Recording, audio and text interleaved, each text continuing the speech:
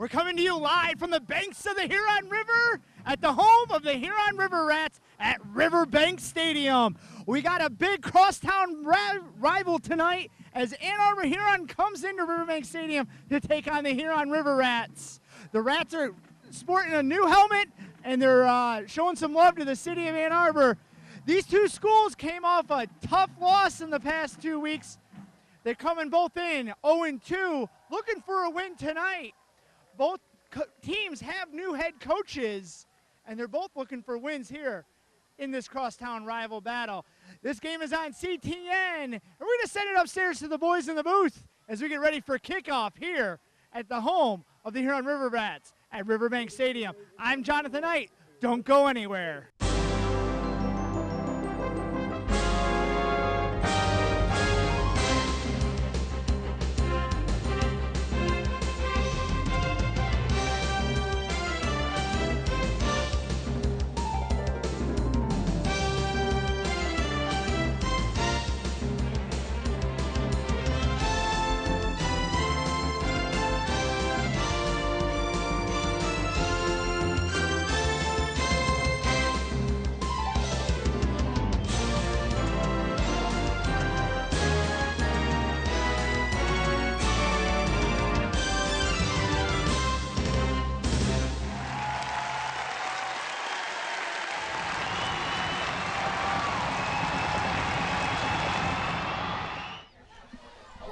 And welcome to the CTN Sports Game of the Week. I'm Kevin Bryant. I'd like to thank our new guy on the sideline, Jonathan Knight, with that awesome open. And now I get to bring the voice, the play-by-play man that does it every single year for CTN Sports. What's going on, Mr. Poirier? Mr. Bryant, how are you doing? Excellent, sir, excellent. Can't wait to get this thing on, and here we go. I'm ready for a Friday night football game, and we are underway. Huron receives the kickoff at the 10 rather, and really didn't get much farther than that, past the 10-yard line, and Huron will be 1st and 10 from there. To start off for the River Rats, it'll probably be Nathan Runstadler, the senior captain, number 8 under center. But don't be surprised, Pete, if we see Cameron Donnell.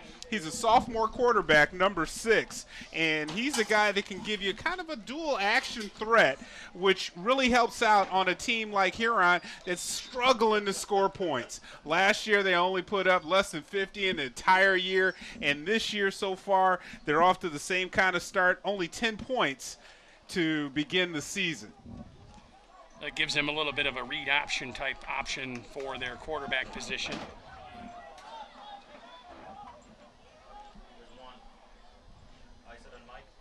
One back in the backfield on the first down. There's the snap, and sacked in the backfield inside the 5-yard line. And that is not what the River Rats needed to get off on their first step.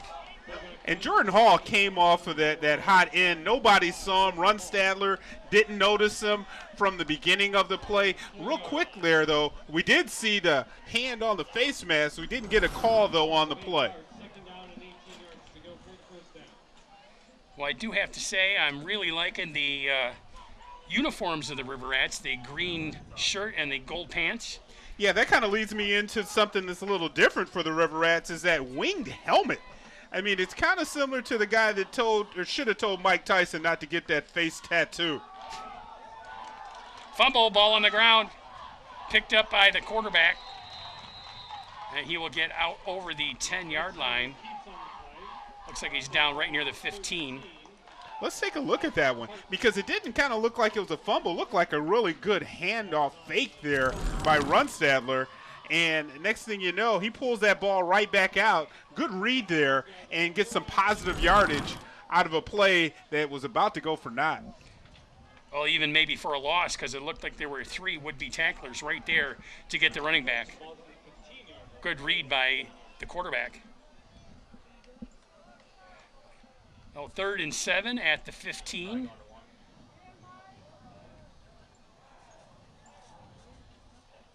There's the snap and handoff, and just swarmed in the backfield for another loss back to the 10-yard line, and that's going to bring up 4th down and the River Rats will be forced to punt it away on their first offensive series of the game.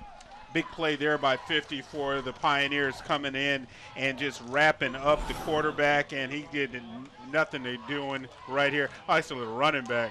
And that's just a play that you got to look at the offensive line and wonder what's going on up front, guys. Yeah, the running back had no time to react. He got the ball, and he was being tackled.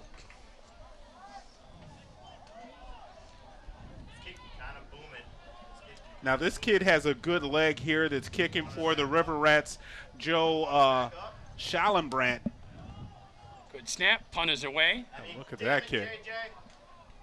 Taken at the 43-yard line, goes back to the 45, now cuts up for the 40, 35, 30-yard line, inside the 30 and down almost to the 25. Call him down at the 26-yard line.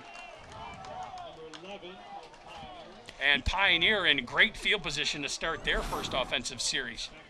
Lael Ofayad. Yeah, and that was a good move here, but there's a missed tackle. Maybe a little block in the back there, but the defender was beyond the play. Just good cutting. Just good cutting. And determination not to be brought down by the first tackler. Oh, pistol formation. There's the handoff. Backside. And taken down in the backfield. It looked like a 2 or 3 yard loss on the play. Dexter Farrell was the leading touchdown returner for the Pioneers. He found the end zone about 6 times last year. Takes the handoff there from Juhas. And again, it's the guys up front that need to, slow down the defensive line from the River Rats coming in there causing chaos. Well, both teams' offensive lines not up to a great start tonight. Now this guy can pass, so you got to watch Juhas. He has a real hot arm. And he drops back to throw, looking downfield, doesn't see anybody open, and takes off.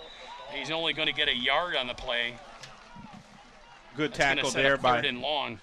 Mako Hall on the tackle there for one of the linebackers right up front. You can see that Hall, he fights off, reads that it might be a run, fights off a blocker, and makes a great tackle there. Well, and on that replay, you can see the wide receiver was completely covered. It's good defense downfield for the Rats.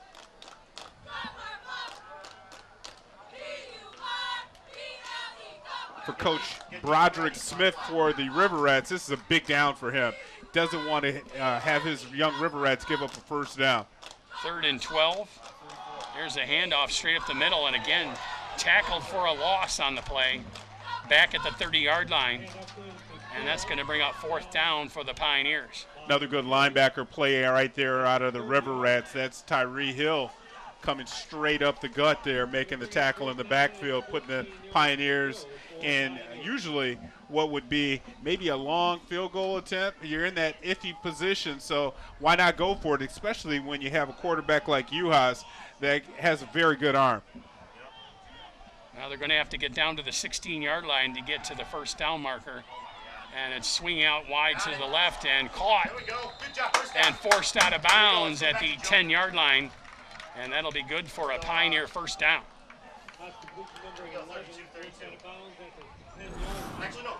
Well, great play by Juhas, rolling out to his left. And you have to get your shoulders parallel to the line of scrimmage to get some pepper on that throw. He did. He finds his man, number 11, right on the sideline, scooting up and moving the chains. That's going to make it 1st and goal from the 10-yard line.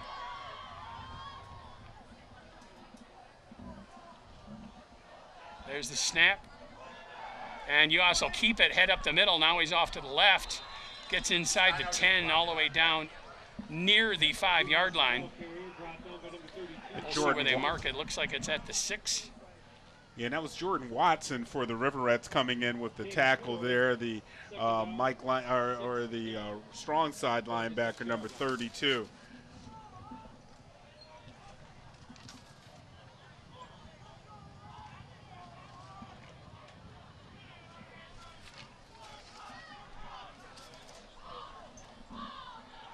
Well, Pioneer with 3 wide receivers set, 1 back in the backfield. There's the snap. Fake the handoff, swinging out wide to the right, and it's dropped Pass was a little bit low. Well, it's a little bit low because of the pressure that was put on Juhas. Good rush there by the River Rats. Again, that offensive line from the last 2 weeks, both of these teams have gotten off to slow starts, and they haven't been able to get any positive movement upfield. That first return from the punt really put Pioneer in great field position, and then that big fourth down play kept the momentum going. But now the Rats are trying to regroup on the defensive side. 3rd and goal from the 6-yard line for the Pioneers.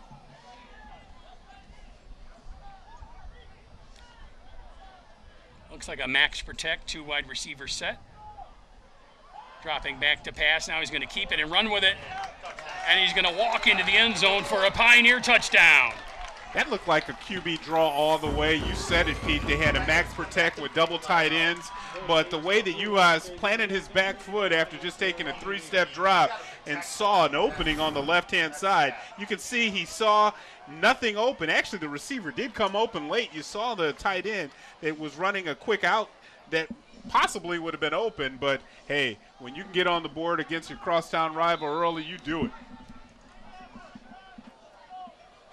And by the time that tight end had broken open, he was already taking off for the end zone. Yeah, so the defender probably had turned around and came in trying to slow him down.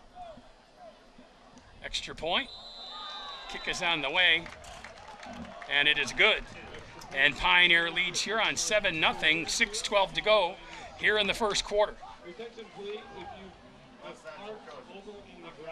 Well, that's the way you start off a game for the Pioneers. Have been, outscored by 93 points in their first 2 games combined, 100-7. But this is a game that hopefully they're able to get going for their new coach, Coach Bellers, who's searching for his first win on the varsity level. Both head coaches, Pete, started off with these group of kids when they were younger on the JV teams, and now both have moved up.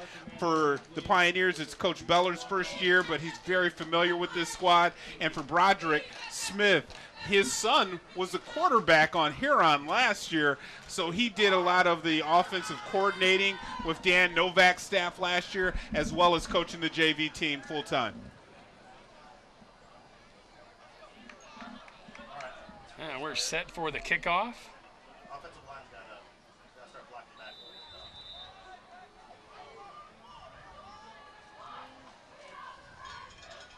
Pioneer comes forward. Ball is in the air. Taken at the 15-yard line over the 20. Scrambling up the middle of the 20, 25, 30, 35, and down at the 36-yard line. Pretty good return there for Huron.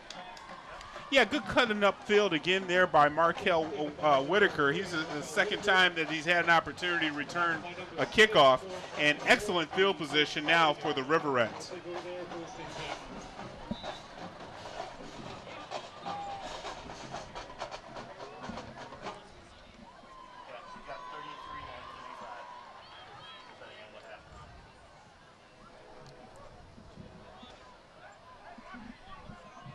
So right the now, sun begins to set. I was going to say the same thing, even for the receivers, because the defenders, they're in the shade.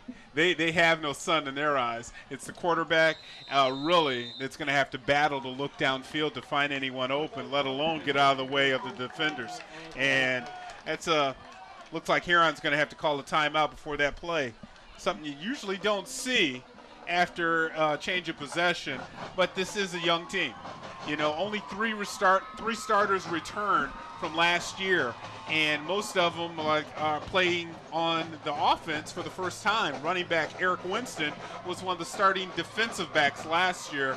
He's in the backfield this year. One of the guys that is going to be toting the rock a lot tonight. You are a overflowing font of information. All that from a couple games in a scrimmage. I love it. That's great. Thank you. I love it. Thank you. It's a CTN The Sports, challenge baby. will be to keep coming up with it in the second half. Yeah. I got a bunch of sheets here. All right, good. Excellent. One thing I have to compliment you on is excellent research. Well, Every game, you're always prepared. I try to do my best. I mean, that Nick guy that does this job with me, he's no slouch either. So we're trying to one-up each other. That's a good. It's like a quarterback competition. Yeah. And Keep them both fighting. You never lose that competition. Let them know who's the starter's going to be.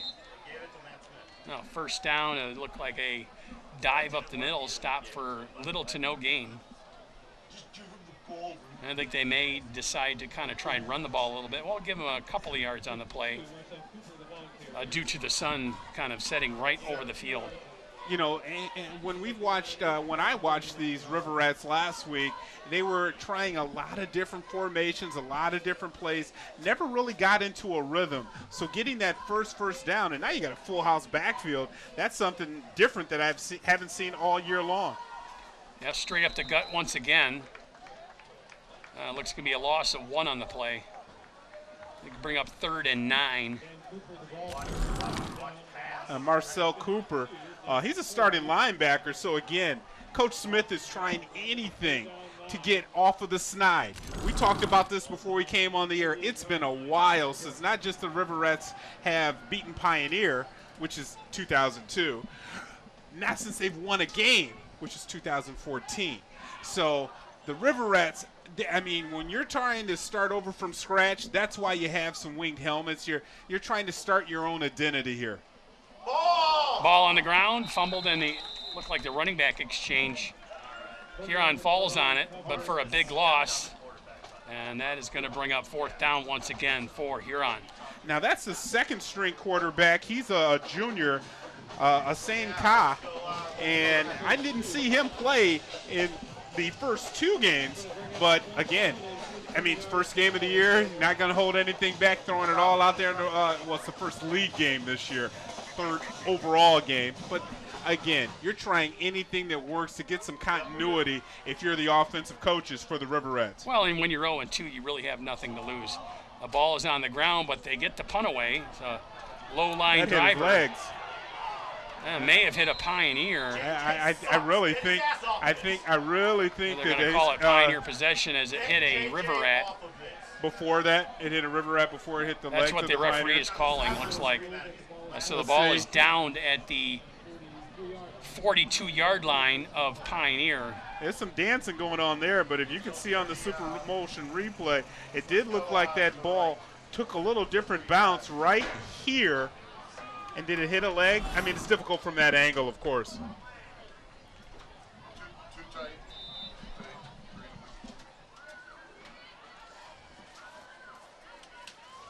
Well, even though the sun is kind of blasting the field right now, the temperature is perfect for football.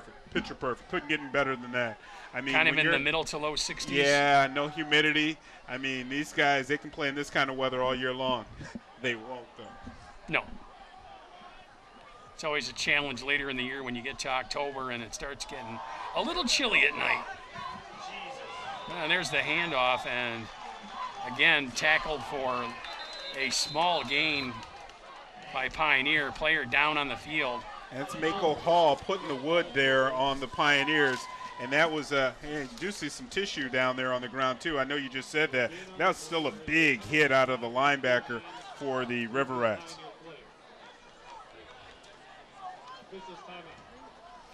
That is Dexter Farrell on the field. And that's a guy that the Pioneers can ill afford to lose. He is the guy that runs the rock for them. And you can see, looks like a hold is going to be right there in your picture. You can see the running back is holding the River Rat guy going down to the ground right in front of your camera view there. And then this is just that's a man-sized tackle. Well, looks like he got hit right as he planted his right leg. And it looks like all the pressure is on that right leg. Where it buckles right there? Yep. Well, hopefully it's not too serious of an injury. Hopefully he'll be okay. He was in quite a bit of pain on the ground. Hopefully it's looks like they're looking at his knee. And they are looking at that right knee that you're talking about, that plant leg. It was the inside. All the pressure was right there when Farrell was trying to make another cut when the contact was coming in. He's not putting any pressure on that leg. That's not a good sign. move there with the ball. He was shoved He real looks like hard he's to the in quite a ground bit of there, discomfort. and it looks like it's a knee issue there for Pioneers number 4. Real progressive on that run there, but it's a hard one there that Pioneers going to lose there for a guy like that playing real tough in this game. Pioneers coming out strong. It's 7-0 late here in the first quarter. We'll send it back upstairs to you guys. All right, both teams back on the field, ready to restart play.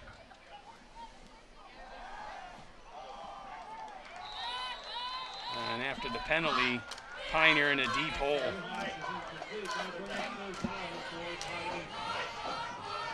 Now we get some of the student section, and those stands are filling out on both sides of the field here. The band's getting into it. Huron needs to come up something big here on this down for the Pioneers. You got to think that Uhas is going to maybe press the edge again. He's run the ball several times and has found his man, number 11, several times with some good passes. Well, it's 3rd and 25, which is just shy of a quarter mile. Nice. Oh, throw it out wide right, and that ball is look like it's incomplete. It's not See what smart the there. referees call on the play. Not smart there. Let's take a quick look at this. Uhas on the go route. And you can see, that's a great catch, Pete. I'm not even going to attribute that to the sticky gloves. That was a good catch. Had to go up high to get that River one. Rats lucky that they didn't get a penalty right there for pushing. The official came in with his head down, and they pretty much could have got an unsportsmanlike call there. Absolutely. Well, that's going to make it 4th and about 4 yards to go. And Pioneer's going to go for it. Oh, I love the hard count. Good job there. Nice. That's the smartest Trying play. to get trying to get someone to jump. Oh, that's the easiest call, because you can still come back and run a play because you call a timeout. But get up there, and you know the defenders are all on their white knuckles because they're about to shoot off and try to shoot the gap. Give them a hard count. Well, you could see Uhas really barking out the calls, Yeah. trying to get one of the River Rat linemen to kind of jump Yeah. off sides and get them a first down. But the River Rats stayed disciplined. They stayed on their side of the ball and didn't cause the penalty. So it looks like Pioneer will punt the ball at this point. And you say looks because they went on a 4th down before, and it was 4th and a lot longer than 2, and they were successful on it. So you never know what Coach Bellers has up his sleeve. Well, that had something to do with the field position, too. Pioneer was in much better field position than they That were iffy. now. That iffy. Here's the point at which you Play field if you position. don't get the first down here at midfield, Sure. you're handing great field position over to the River Rats, and that's something you really don't want to do. Yeah, because you already have the momentum all in your back pocket right now if you're the Pioneers. Absolutely. Where's Nico? Oh, punt formation for the Pioneers. 2:29 to go in the first quarter.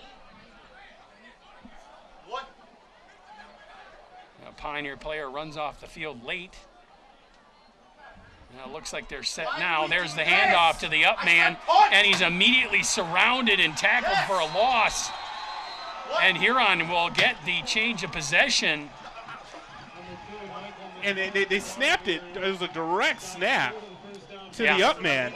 And that kind of looked like one of those check with me opportunities between the punter and Michael McMillan is the backup QB I was mentioning that's a dual threat, so he does have some definite wheels. But I wonder who's the victim or who's going to be blamed during film session on that call there. Yeah, because he was immediately surrounded by the River Rat tacklers.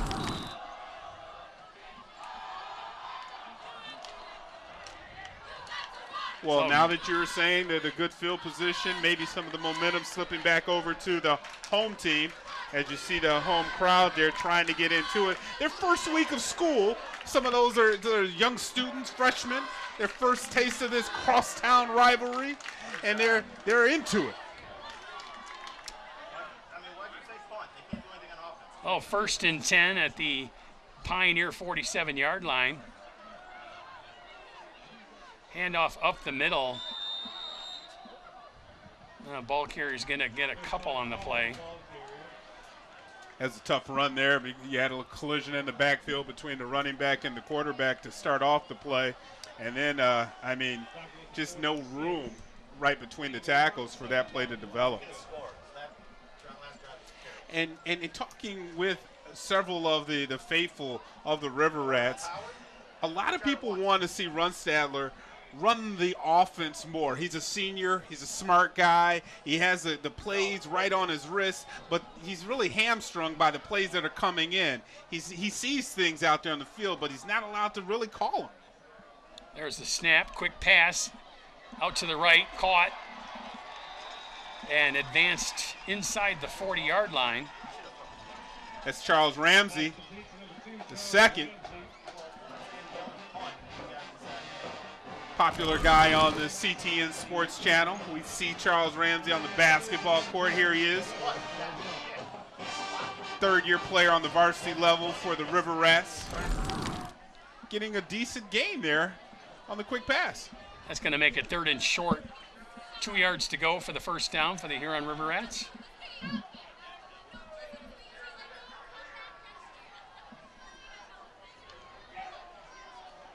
There's the snap. And again, kind of looked like a busted kind of a play.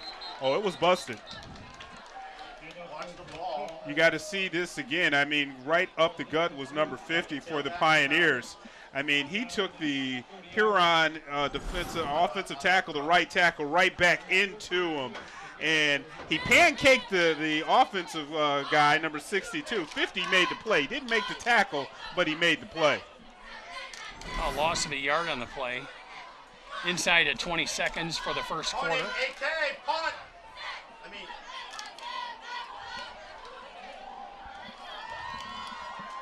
Oh, Huron will punt it away. Try and change the field possession game here.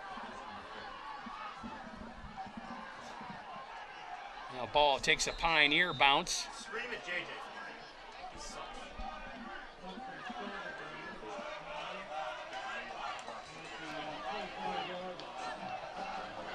Ended up being a pretty short punt there, but down at the 25-yard line. Now Pioneer will take over 1st and 10 from there as the first quarter comes to an end. And the first quarter all owned by the Pioneers, Pete. I mean, from the get-up, they had to kick off the ball, played stellar defense, and came back with a nice punt return, a 4th down play that was successful, and then Juhas used his legs to get the Pioneers on the board to lead in this game here between these two guys that really have a long history of playing each other. The 49th time between these two teams. Absolutely, and of course, Pioneer having that kind of muff play on the punt, and their defense stood tall and stopped the River Rats from advancing downfield. And these kind of plays can go a long way for the season. We're going to take a quick break and be back with more right here on CTN Sports.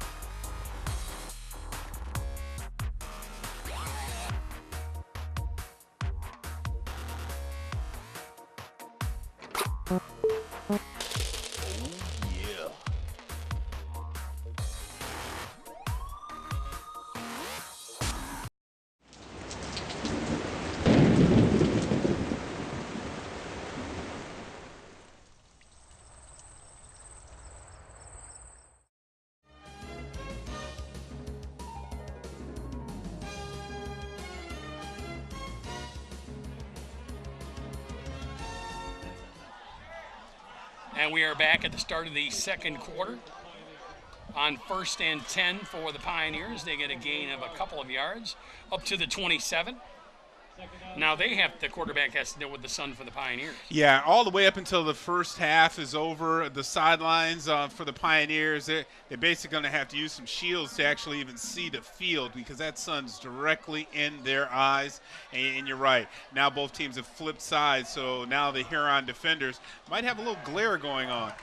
We're probably about 30 minutes before the sun drops below the tree line. It'll make things much easier to see for everyone involved.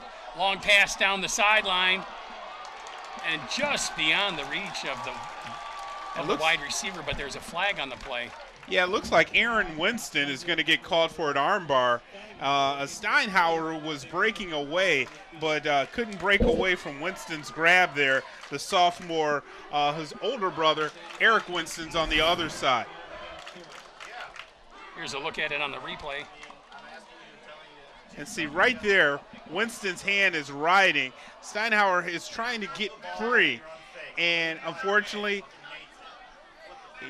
for Winston, unfortunately, you're doing that right in front of the official, who had a great view of it. Well, kudos to the official for being in good position. Yeah, they tried to. So 1st and 10 up to the 44 or 43-yard line for Pioneer. There's the handoff right up the middle. Over the 45, 50, 50, or 45, 40. And it looks like somebody put a hand out and got a shoelace or something there as the Pioneer running back went down. That's something that you just don't see too often. I thought it was a football flying in the air. I couldn't tell. But that you can see McClellan, you need to tie up your shoe, bro. I mean, here it is. Hey, football follies. Here on CTN Sports. Love it. Oh, man, you got sound effects? Oh, yeah. Nice. Hey, man, I've been in the business a long time. There's a handoff over the left side this time. And the River Rats string it out and keep it to a short gain on the play. Couldn't quite get to the edge that time. No, Meeks was unblocked on that side, the strong side. And he comes over and he just wraps up the ball carrier and holds on for dear life. But you got to give the ball carrier a little bit of help when you're running to that side. It wasn't an option play. Lost a 1 on the plays. 2nd and 11. There's a snap and the drop back rolling out to the right, looking downfield, and it's caught and out of bounds with a flag down. Yeah, it's usually in the position of defensive holding when it's downfield like that. Good job there by Uhas, the quarterback. It's like he had eyes behind his head. 32 is stalking him, and that little movement there didn't have to use a lot, but gained a little bit of space so he can find Steinhauer, his receiver, downfield, and delivered a nice catchable ball. This penalty is going against the Pioneers. The offensive holding looks like to be the call. Wow, that was downfield to be an offensive holding penalty. That's odd. Yeah, especially where that flag was thrown. Yeah. There's the snap, dropping back deep. Got a little screen pass, middle screen. Got some blockers out in front. Well, looks like he's corralled at the 40-yard line. Got back the penalty yardage on that play. Yeah, and that last penalty was for a formation. They were just a legal procedure, so it wasn't a holding downfield, just 5-yard variety.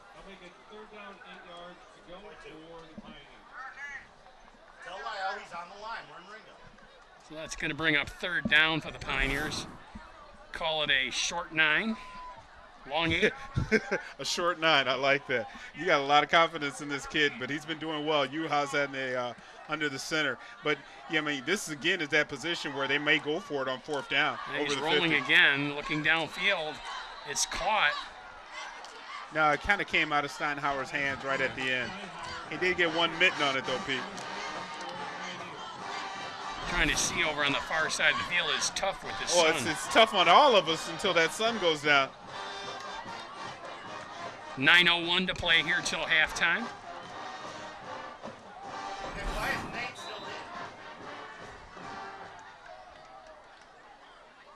So again, this is that iffy position. Does Pioneer put the River Rats back on the goal line with a good coffin corner kick here?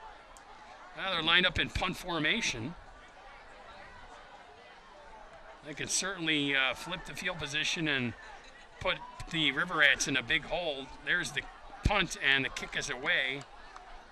A little bit of a low bouncing kick. Pioneer will get it down close to the Huron goal line.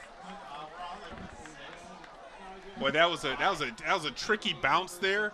Winston, I think, had an opportunity to come up and catch that ball on one of those long hops and may have saved his team 5 yards because they're really pent up against the goal line now. I think he heard the legs of a stampede about to smother him under. Well, and maybe that's we got a little gun shy picking up that ball. I know. Unfortunately, sometimes you got to play football, though, and they do give you some pads. I got enough pads. Without the pads. Yeah, I mean, but we're in the Sports Hall of Fame. You know, we're retired.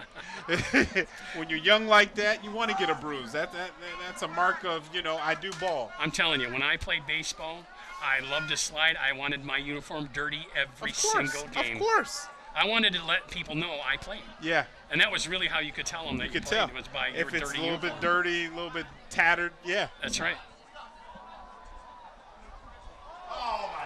Well, there's this. Man, that was nearly a pick six walking into the end zone. River Rats dodging a Jordan bullet Hall there. there on the defense, the senior defensive end. Watch this, Pete. He just goes up in the air and nearly grabs that one and comes down. I mean, but that's why you play defense. You can't catch, right? That's what they tell me. That's what they say. But you know, Sorry, Kevin, Mr. and Mrs. Hall.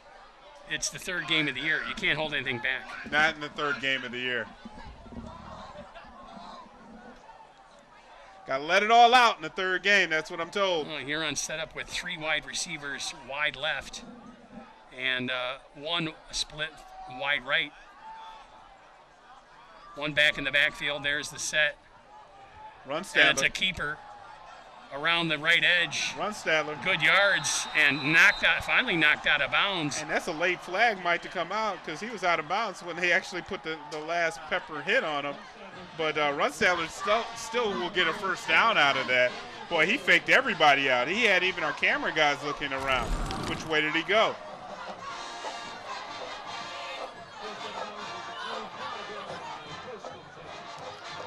Let's see. Shakes that one tackler. I believe they called Run Stadler out now, and then the hit comes in there late.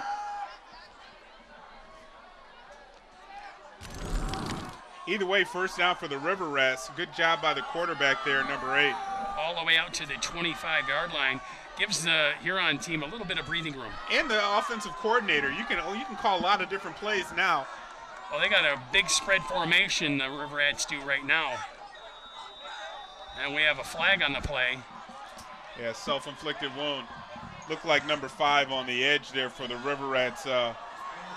False start is the call. Well, you can see the Pioneer player jumping as he saw the movement by the Huron player. Yeah, and that's unfortunate too because usually the guys on the far edge of an offensive play, you can see right there, you're looking at the ball. Well, you should be looking at the ball, not listening to the cadence.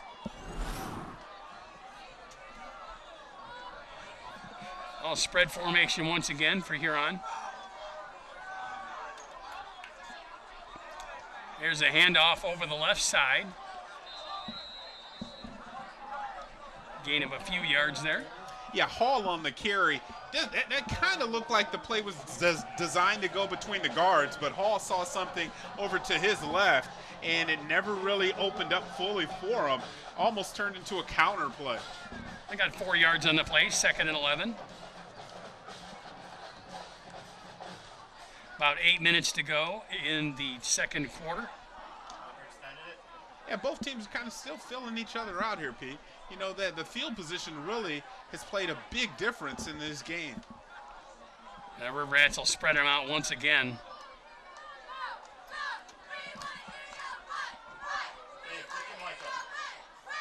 There's the snap. And it's a keeper by the quarterback keeper once again. Looks like you get a couple of yards on the play. I mean, these are simple plays, but when you're 0-2, that's what you need to do. That KISS method. Keep it simple, smarty. And stupid, smarty. That makes it the One of them. anagram works. It's Yeah. a KISS method. So keep it simple. 3rd and 8 from the 27-yard line for Huron. Keeping with that spread formation, 3 wide receivers split out right, 1 to the left, or excuse me, 2 to the left. Empty backfield. There's the snap looking downfield. There's the pass. And it's a little bit high and incomplete. And that'll bring up 4th down for Huron. Winston, the intended receiver there, that he never had an opportunity at that pass. Runstandler he needs to be a little bit more patient on a throw like this. He has time, and if he steps up really to his right, he really could have delivered a more catchable ball there. Looks like he may have had a little bit of happy feet, didn't have his feet quite set, and the ball sailed high. Well, the happy feet, that's a good point, Pete, because he has gotten out of the pocket several times, and maybe sitting in the pocket, being a little bit more patient, can allow some of the receivers downfield to come open for him. Why is Mike going outside? Oh, punt formation. There's a snap, and the kick is away. Ball bounces at the 40, inside the 35, and down at the 33-yard line. Pretty good punt there by Huron. Yeah, that's nearly a 45-yard plus kick there for the kicker. Oh, Pioneer will set up 1st and 10 there. 6:43 to go in the half. Little youngsters, their first taste. I can see some little Pioneers over there on the Huron side. I'm going to attribute that to all these AAU games, man. These guys play with each other a little bit too much. So has the crosstown rivalry game turned into the friendship game? You're not supposed to have any colors on of your crosstown rival while you're playing. That's a faux pas. That's French. I took that class too. Did you? Oui. There's a snap, and the throw is high but caught over the 40-yard line and brought down at the 44. That'll be good for an 11-yard gain and a 1st down. Got sticky fingers there by number 11. I mean, he goes up and grabs the second pass. See how he goes up to get this ball. Look how high he is in the air. Comes down with it. On a 40. And he twists and turns and gets a couple more yards after the catch. There's a quick flip out to the right. Cutting back into the middle over midfield, where he gets brought down there.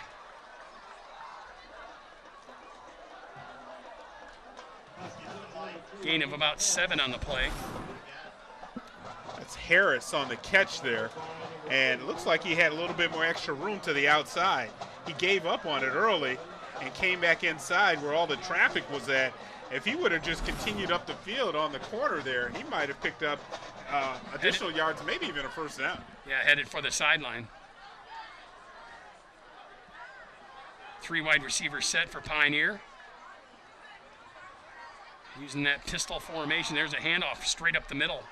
Over midfield. Give them forward progress to the, looks like about the 47-yard line. Only gain of 1 on the play. Yeah, McMullen again on the carry there.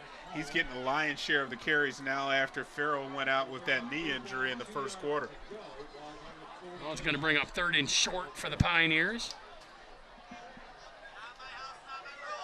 This should be a fun call here for Uhas. He's demonstrated that he can throw the ball downfield, and he's pressed the edge, getting the only touchdown here in the game. Under 5 minutes to go until halftime. Pioneer leads 7-0 over the home team, the Huron River Rats. There's a handoff and immediately grabbed and tackled in the backfield for a big loss. Oh, this play by Jordan Watson, he blew it up. He came on the blitz, went right through this guard, and found his way to the backfield for the jet sweep. And he was right there almost when the ball carrier got the ball.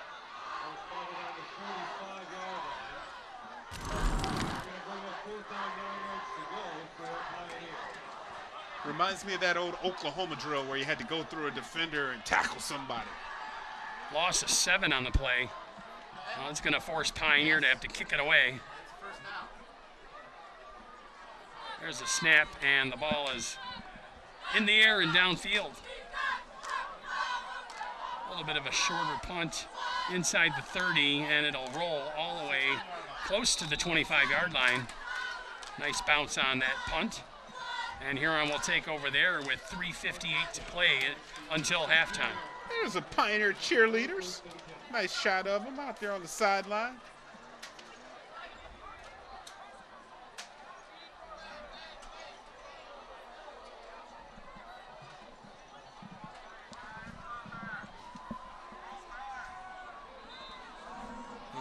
This game's a lot closer than it was last year as far as the score is concerned. You know, the talent level maybe a little down on both sides this year, and tough going for these two first-year coaches.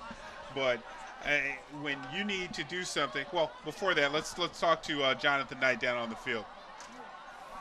Hey guys, Pioneers Dexter Farrell, their starting senior running back, is out for the game. He's up on crutches though on the sideline over here just to our right.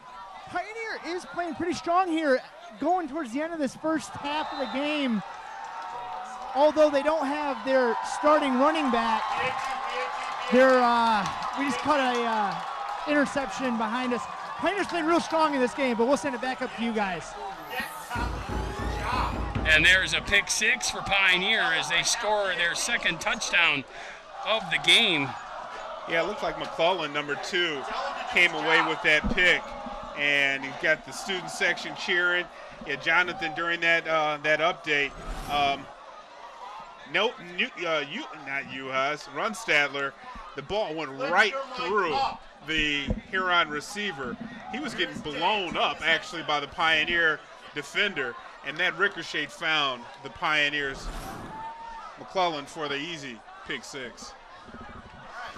So extra point on tap.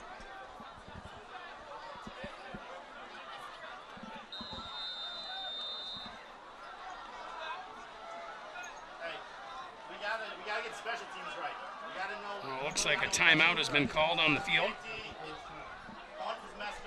Yeah, I think it's a timeout on the Pioneers.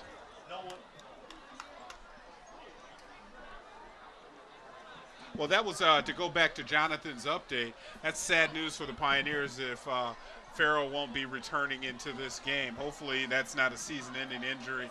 It's something that he can, just ice it for this game and get back out on the field for the Pioneers next week when they play host to the Monroe Trojans.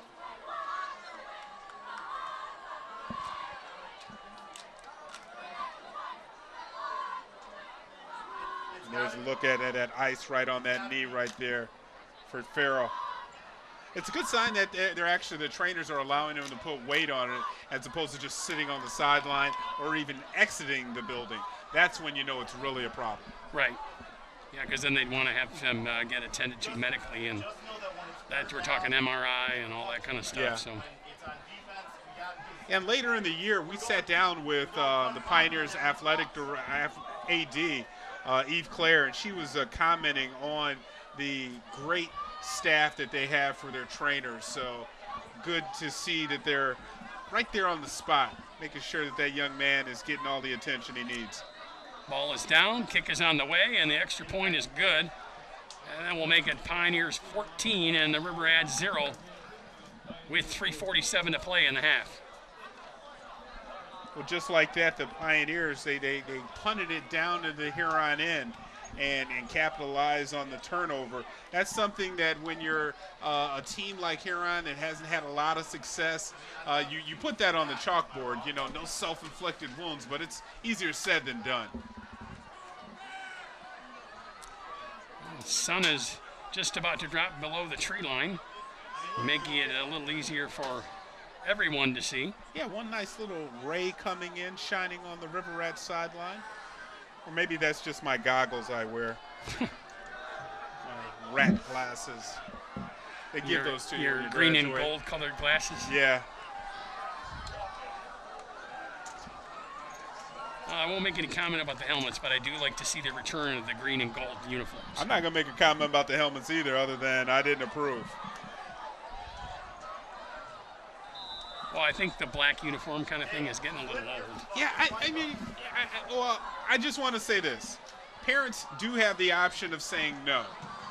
And no is an answer. Sometimes you don't like to hear it, but no, we're not changing our school colors. Ball is taken up the field over the 20, 25 yard line and knocked out of bounds near the 30. I just don't get the wing part of Huron because they're not a Wolverine. They're the River Rats. Last year they had rats on the side. That kind of made sense. But when you come out and you change the whole identity without changing anything other than the decal, and we happen to be in the neighborhood of a team that wears a winged helmet, so maybe that was the thought process behind it, but I'm just not sure about that. And that's strictly as an alumni. Yeah, now I'm speaking as an ex-athlete. That has a lot to do with it. Yeah, and maybe they could have used that time to run another play as opposed to putting decals on your helmet. Oh, 1st and 10 from the 24-yard line.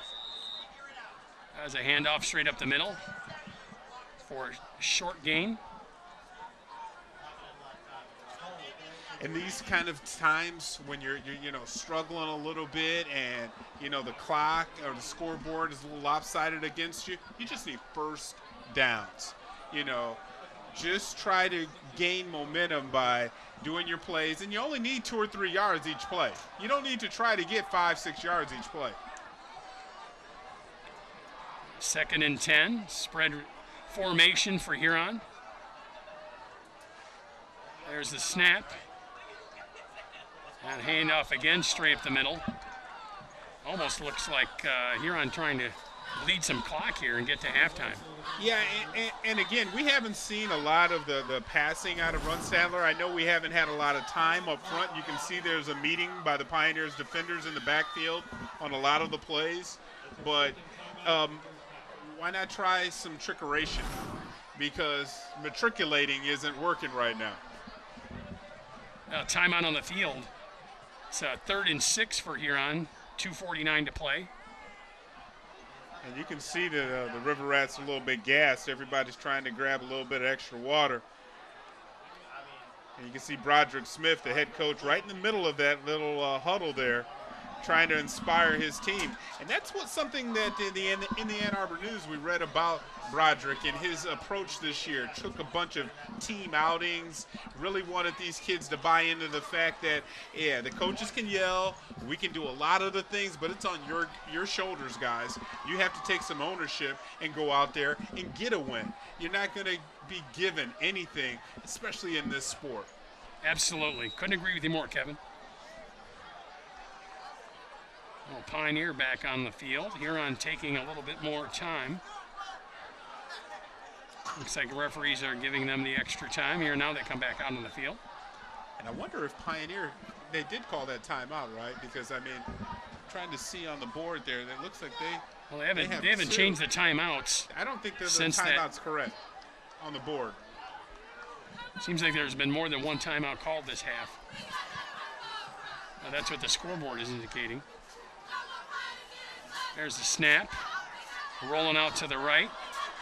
Long pass downfield and over the head of the intended receiver and out of bounds, incomplete. Let's be critical of the play call just a tad bit. You're rolling the quarterback out to his left. That's a hard pass for a right-handed quarterback because he has to turn and square his whole body up before he's throwing a deep pass down the field. If he's rolling out to his right, he's moving and his momentum is going with him. It's an easier throw for a right-handed quarterback. Easier for him to get squared up and get in position. Exactly. Get his feet around, squared up to the line of scrimmage.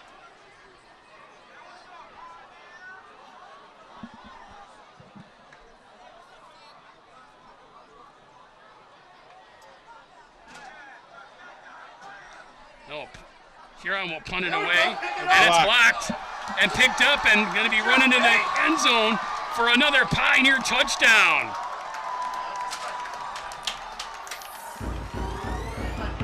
Man, that was a clean block. He came right up the middle, number 6 there. He came right through the middle, untouched. Oh, he over gobbled the right it side, up. I guess, and blocked that punt. And Got a nice bounce and picked it up and ran it in. I think the punter saw him coming in, and he kind of almost missed the kick. It kind of looked like the punter was fumbling the ball before it was getting to his foot.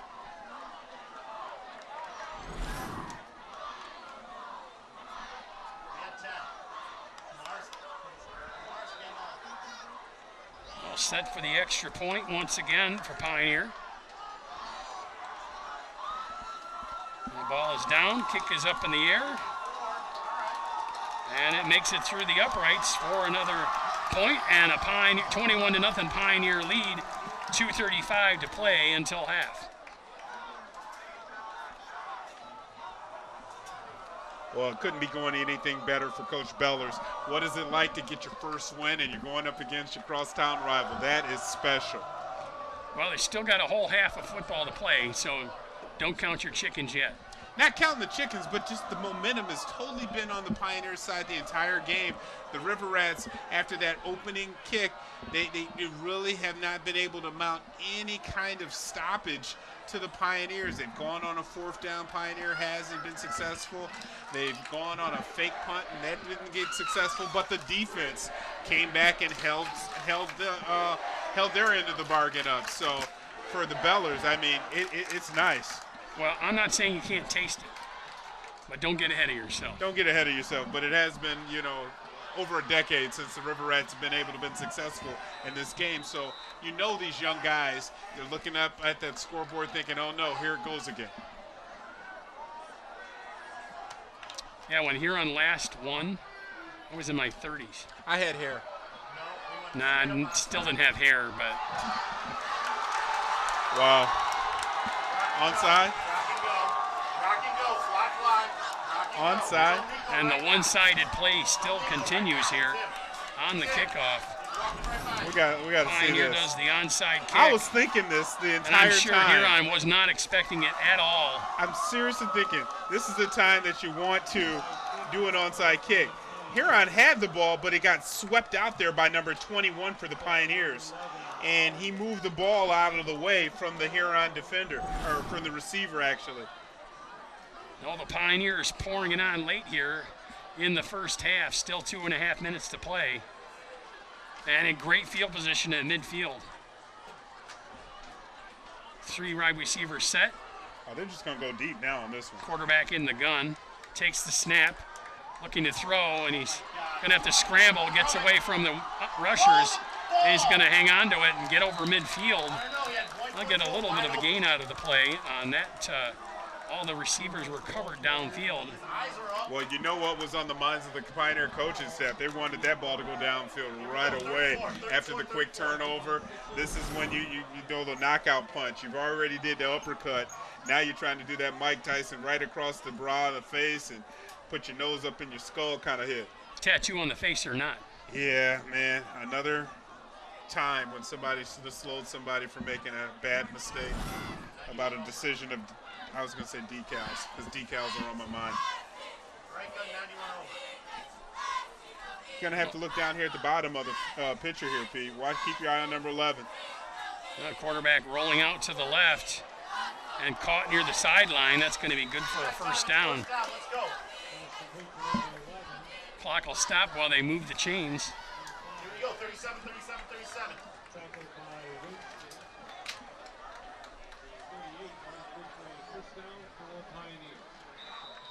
Minute and a half to play. And the clock is wound. It's moving again. Yeah, Anafati and Steinhauer have been the 2 guys that have been the good receivers for UHAS. And Anafati again on the out. There he is, wide open. And it's caught. Here we go, 33, 33, 30. He doesn't know. go. 30. That's a little soft coverage there, and the Pioneers doing a great job of moving 11 all over the field. Kind of hard to tell on that shot, but you can see from the wide angle how Anafati just was singled up, but the defender was giving him at least 5 yards of cushion. Other side, Mike. Other side. Down at the 21, 1st and 10 from there.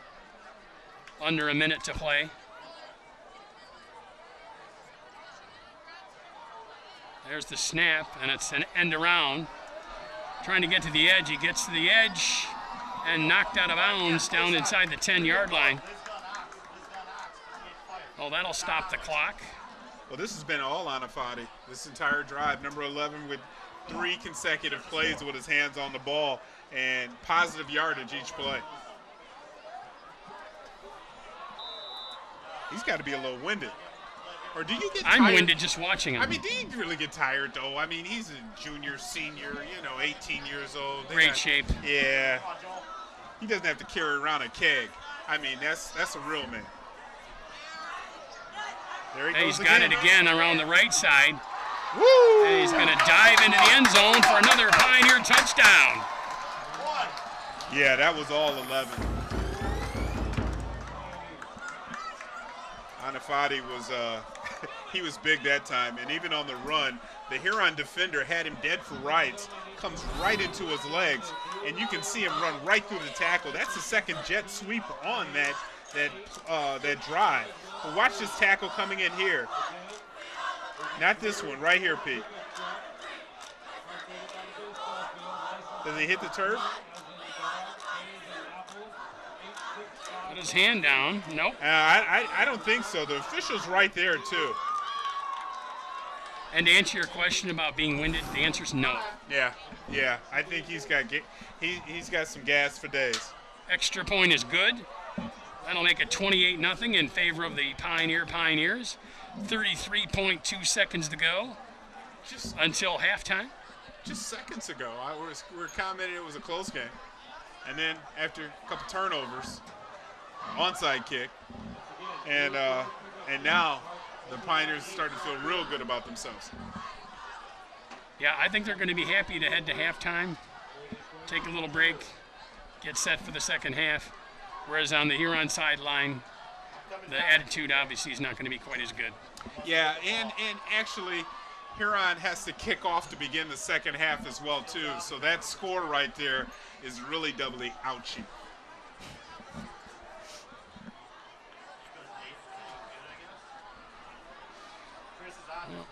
So they would never do back-to-back onside kicks, would they? We're about to find out. Well, it is the third game of the year. 3 is a magic number. Can't hold anything back in the third game of the year, too. That's correct. Oh, they kick it deep this time. Taken there and returned out over the 25-yard line. Breaking free down the sideline, and it'll be brought down right about the 40-yard line. Whitaker. Unfortunately for Huron, there's only 24 seconds left to go until halftime. Well, that's what we were saying earlier in the broadcast. Pete Whitaker, he's been doing a great job on the kick return, but why not try some trick plays? I know the Rats are trying to get these first downs by running right up the middle, but you got to open the playbook up and try something different when you don't have a lot of time to put together a long, sustained drive. Well, we'll look and see what the River Rats pull out of their playbook with little time, but great field position left here in the first half.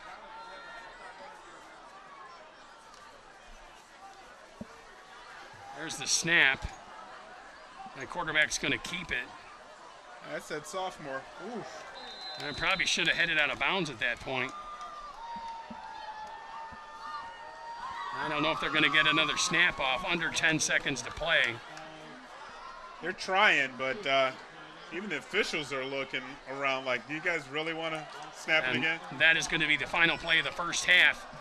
And we're going to go to break with the Pioneers with the big 28-0 lead over the Huron River Rats from Riverbank Stadium. We're going to take a halftime break and be back with second half action right here on CTN Sports.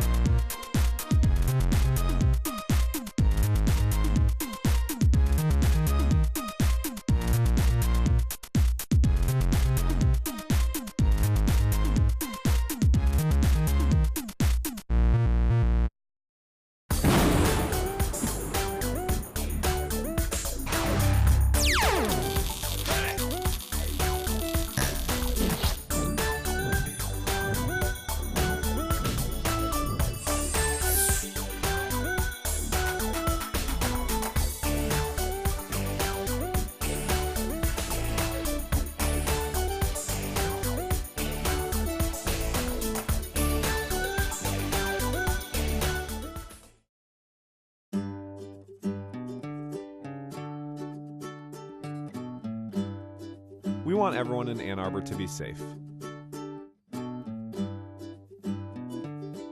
Which is why Ann Arbor has a law requiring drivers to be 5 feet while passing bicyclists, pedestrians, or wheelchairs traveling on the road.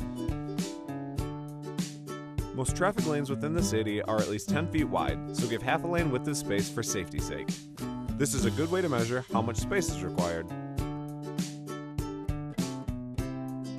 And if it isn't safe to pass, don't.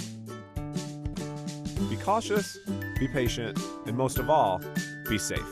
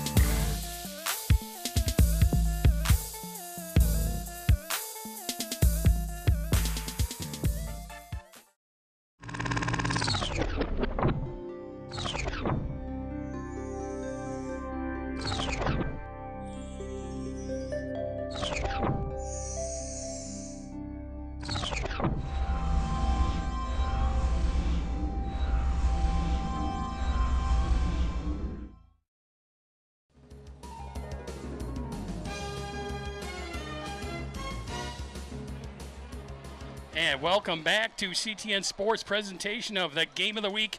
It's the Pioneers at the Huron River Rats, and Pioneer with the big 28-0 lead. Kevin, why don't you give us a recap of that first half? Well, for new head coach Bill Bellers, he's going on his way to his first win, and in a game that he definitely would love to circle on the calendar every year and get a win, his crosstown rival, the River Rats. For a recap, Pete, it was all Pioneer, really. I don't even think the River Rats managed more than one first down there in the first half. The Pioneers did a good job on all three phases, offense, defense, and special teams. Their only sore point is Dexter Farrell, maybe gone for a while with a bum knee. Well, and Huron there on the kickoff tried to go for the onside kick. Well, his kick just a little too hard, I think. Went right to a Pioneer player, came up and grabbed it before the 10 yards. And Pioneer is in business in Huron territory to start the second half. I was at a game last week, and they did 2 onside kicks back-to-back. It was West Bloomfield against Bloomfield Hills. West Bloomfield loses the game, but the big part of the story is the kicking coach for Bloomfield Hills, Ali Haji Sheik. Offensive line coach, Lomas Brown. I can't believe their coaching staff. They got a couple Super Bowl rings on the sideline. What's their payroll like? The Pioneer players shedding would-be tacklers got all the way down to the 30-yard line. Yeah, and the Pioneers that time came out, and that's what you do when you have great field position. Uhi's on the screen pass. And McMullen, I mean, we said he was a dual threat quarterback. He's an athlete. You just put a football uniform on him, and sometimes his shoe might pop off, but. Well, now the officials are talking amongst themselves. There's a gain of 18 on the play, but they have not moved the sticks yet. So there is a flag down on the field. Yeah, it would be right about the line of scrimmage. That's deep down the field, though. That flag. Oh, you see 2? So I see the original line of scrimmage is. Yeah, and that's maybe the discussion that you have 2 different flags out on the field there, one behind the River Rats and one at the line of scrimmage. So let's see what we can pick up the play there. Well, the Pioneers are walking backwards. So 5-yard penalty on the Pioneers negates the big run screen pass play. Well, 1st and 15 for the Pioneers. So Pioneer had a formation penalty earlier. I wonder if that was another formation penalty. There's the snap, drop back for another screen pass. The River Rats look like they have this one sniffed out. Short gain on the play. Give them about 4 yards on the gain. And that's a great way to get your quarterback into rhythm, throwing some easy passes to begin the second half. And I really hate to bring this up this early in the second half, but Kevin, what are the rules concerning a running clock? Well, you know, I kind of think that once you're up by 21 points, was it, last year? Not 21? I'm having a hard time recalling. We're getting some confirmation from the Pioneer coach. It looks like it's 28 points. So it may be a running clock here just to start the second half. And that play was busted, and the quarterback dropped for a loss on the play. Yeah, Uhas didn't. First off, he's faking to no one. So it kind of looks like it's a busted play from the beginning because there was no running back to do the play action off of. And either it was a quarterback or, well, I'm sorry. Quarterback's never wrong. It's got to be the running back.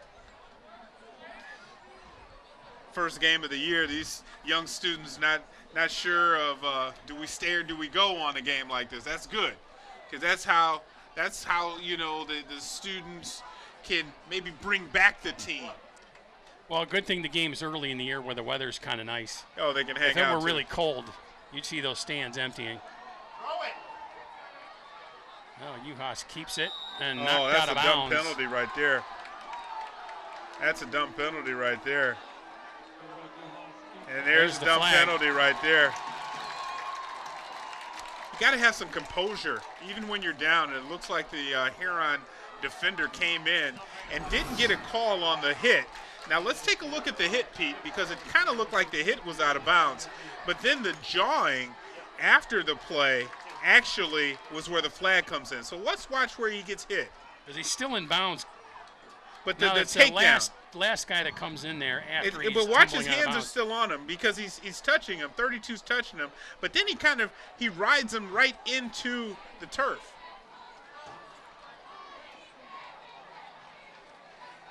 Unsportsmanlike. And I think the unsportsmanlike was after the play, though, the jawing. And it looked like several of the River Rat defenders was trying to take the guy out and pushing away. And I think we need to let's take a quick down on the sideline with Jonathan Knight right now. Kevin, it's getting chippy down here on the field as the River Rats make a bad play, but we're sending it back upstairs to you. Yeah, we can see that it's been chippy up here as well too, Jonathan, and these are the games that you definitely don't want to have that type of stuff break out.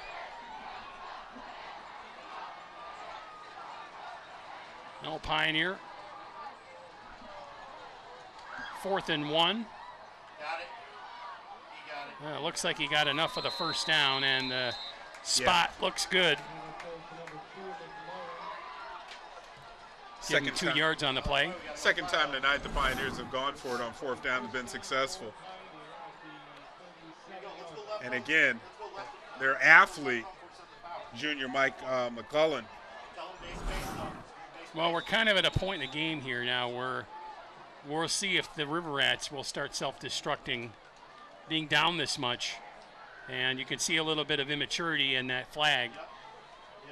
And you can see the sideline right there from the River Rats, the coaching staff are getting on those players because if you don't have that 15-yard penalty, you don't have a 4th and 1.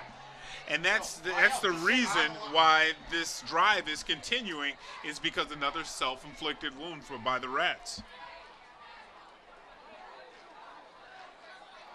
There's a handoff straight up the middle. Huron right there to meet the running back right at the line of scrimmage.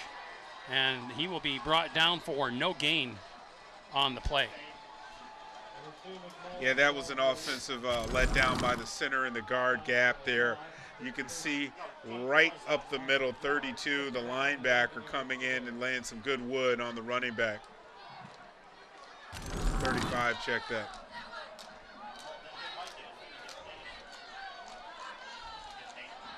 No, they actually give him a loss of a yard on the play. More like a half yard. 2nd and 11 for the Pioneers. There's the snap, dropping back, heaving it long down the field. And the defensive back had great position on the play. Couldn't come up with the pick, but good defensive work back there in the defensive backfield. Yeah, it's Eric Winston, the senior captain, playing some good defense there. And as he was backpedaling, turned and recognized where the ball was at and came up and made a good play.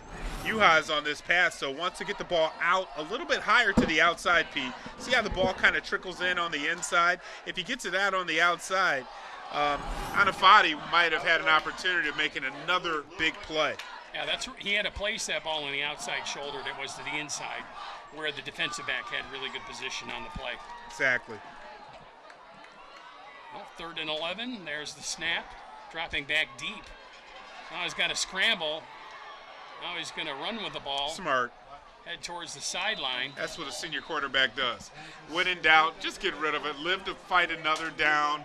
And sometimes a throwaway is a good play. Because even if, it is 4th down coming up, but he didn't take a loss, and you're up by 28 points, this is a smart play by a QB. Yeah, find somebody in the area and just get rid of the ball. And they're in that field position where kicking the ball doesn't make sense. You're only going to gain another, 25 yards possibly. So why not go for it? Well, the defense has stood tall so far this game. I think the Pioneers feel that their defense can take care of the Huron offense. There's a quick kick down the field. And that's going to tumble into the end zone for a touchback. And Huron will have it 1st and 10 from their own 20-yard line. Maybe that's something Coach Bellers may want to keep in the back pocket for later in the year, because definitely people are going to be scouting that play. That sometimes this kicker, the quarterback does have an opportunity to kick it. And you notice something there, Pete. He throws right-handed, kicks left. Is that ambidextrous? Something, I don't know. Spell that. Ambidextrous. Smart guy. He went to Detroit Catholic Central or something. I was a good speller even in grade school. I wasn't. I almost made it to the final 10 in the Detroit Free Press spelling bee. Oh. Back in like 7th or 8th grade. You didn't get a participation ribbon. No. You got. That was a long time ago. Nice. We're talking 70s, mister. No such thing. They didn't even know what a participation medal certificate was. You came back the next year and tried to win if you didn't win it the first year. They didn't just give out medals, right? The next year I came back, I was out on my first word. Oh, they scouted you. Nice to still see the River Rat student section over there with some smiles on their face.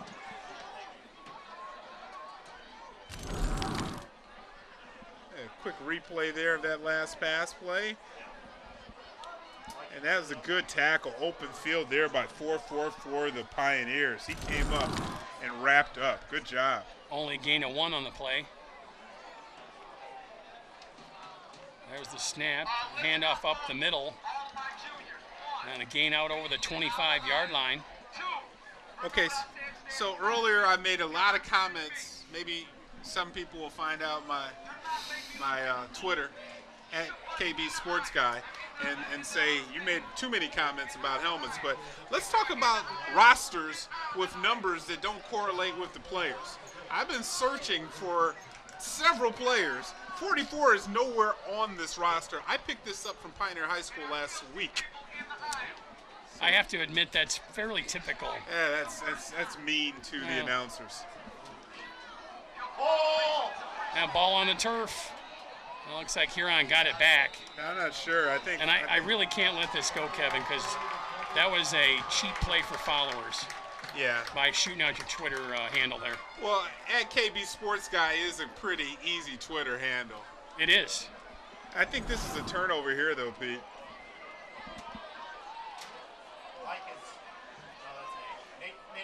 Runstadler. Oh, he overran the ball. Yeah, but Runstadler on the play fake there needs to pull that ball back out. Sometimes I said the quarterbacks don't make mistakes. That's one time a quarterback makes a mistake. You can't allow the running back to take the ball out of your hands. Ball security, people. A golden opportunity for the Pioneers to tack onto their big lead. and now they got their second quarterback in, but we've seen him play a lot, and you might want to check him running the ball. There he goes. Right up the middle, and he's going to walk into the end zone for an easy Pioneer touchdown. Got a penalty on it, though. But there's a flag down on the play. Players celebrating in the end zone, but there's a flag down in the backfield. Called a holding right in the middle of the play there. Let's see if we can see that on replay. Right on cue. Number 66, right in the middle of the play. See how he has the entire jersey turned around of the defender? I heard Owen in 11. I was like, what? I'm going to go with 66 because right at the beginning of the play, he turned the nose guard for the River Rats around.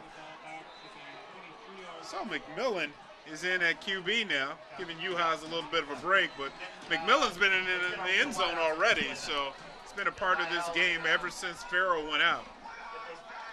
Well, that's a 10-yard penalty. Back him up.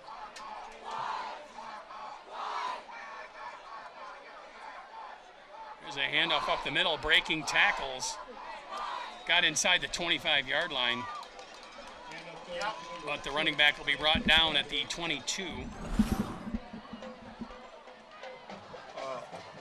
Ball security. That's some good hands right there. Is that another? That's got to be a different sound effect there because he ran with it a little bit. I'm stretching you now. Well, if we get something on this, we can go. Oh, I like it. See, I like it. That popped out. It popped out. Just I like a it. champagne cork. There you go.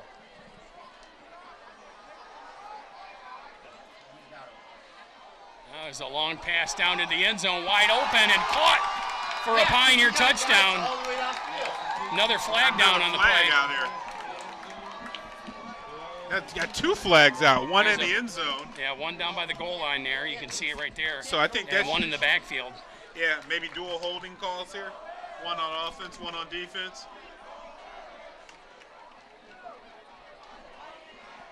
Let's see here.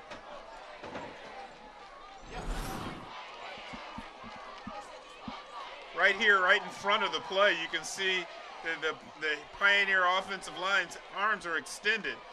And that's where the penalty flag is going to come in because the River Rat is trying to get away. So that's where one holding is at.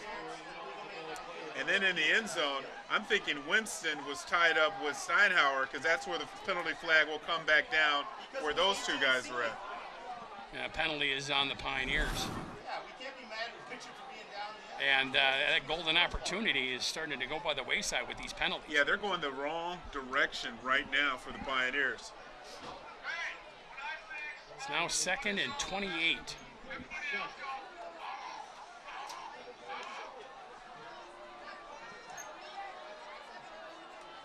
Oh my God. Got to secure that ball. And a sack in the backfield back towards the 50.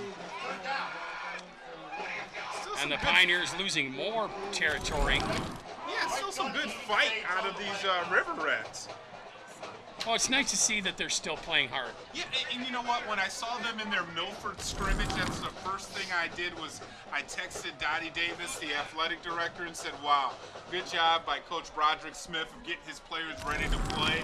And you can see that. It's a process. They're not just going to come out and start winning games. Yeah, you'd hope that would be the case.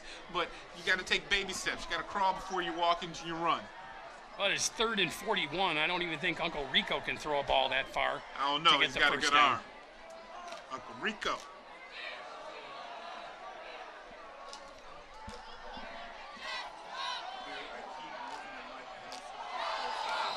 Long pass down the right sideline, and it's incomplete. So you would say it's time to punt, but you can never say never. And it is the 3rd game of the year, so you're not holding anything back. 3rd game of the year.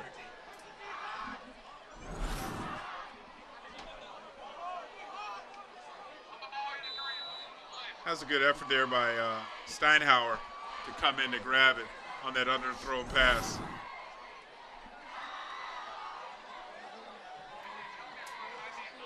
Let's go right down to the field to Jonathan Knight. Pioneer will look real strong on that possession, Kevin, except for a bad mistake on an offensive pass interference causing them to have to punt the ball and give it back to the Huron River Rats. We'll send it back upstairs to you. Good job on the sideline, Hey, Jonathan. if you take a penalty, who cares? Thank you for that report, Jonathan. Oh my God! And a muffed snap. On it. Punter just picks it up and gets it over the 50. Not really much the punter could do there. Oh, no, that was a bowling ball. He rolled it right back there. I mean, I don't even think the center had a grip. It's kind of like one of those opportunities if he forgets that the the punter, Patrick Parton, isn't under center. But Parton has to grab this and scoot up for as many yards as he possibly can. And let's give out some good credit for the Huron defense. They stood tall there. 4:38 to play in the third quarter. Huron will take over on possession at their own 47-yard line. Now, we were talking about the playbook has to be wide open for the River Rats. None of this just get 2 yards. It's time to throw the ball down the field and open it up a little bit. Well, we have a whistle, Looks like a timeout. and it looks like a timeout on the field. Mike had to go see the trainer. He was bleeding. That's why. Boy, you got to look at that excitement out of Huron head coach Broderick Smith. He's up there dancing around. Is he happy or mad? I can't tell. He's animated, that's for sure. He's animated. He's getting at it. So it kind of looked like I'm getting a lot of help from the coaching staff up here in Pioneer. They're going to have to get a thank you card. But Smith was upset because there wasn't a defender covering the receiver on the near side. He wanted to hike the ball. So he was animated in a negative way. That's upset. I'd be upset at the official, though, right? I mean, or is he mad that the quarterback didn't hike the ball? Maybe a little bit of both. I think so. You're a smart guy. There's a snap and drop back to pass, rolling out to the right. And he's going to be swarmed under by a host of Pioneer defenders. Wow. Big loss in the backfield. Man, that number 44 is laying wood. LLJ running through people. Didn't finish off the tackle, but 50 did.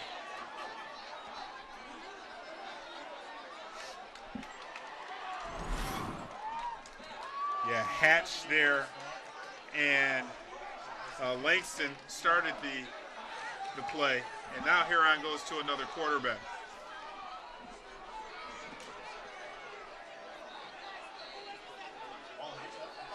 There's the snap.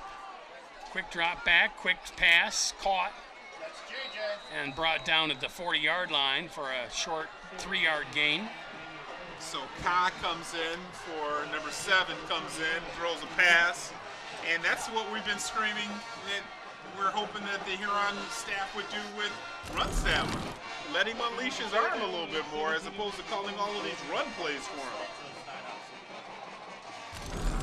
I still want the pass play a little bit further downfield, though. I think Huron's kind of taking what they can get at this point.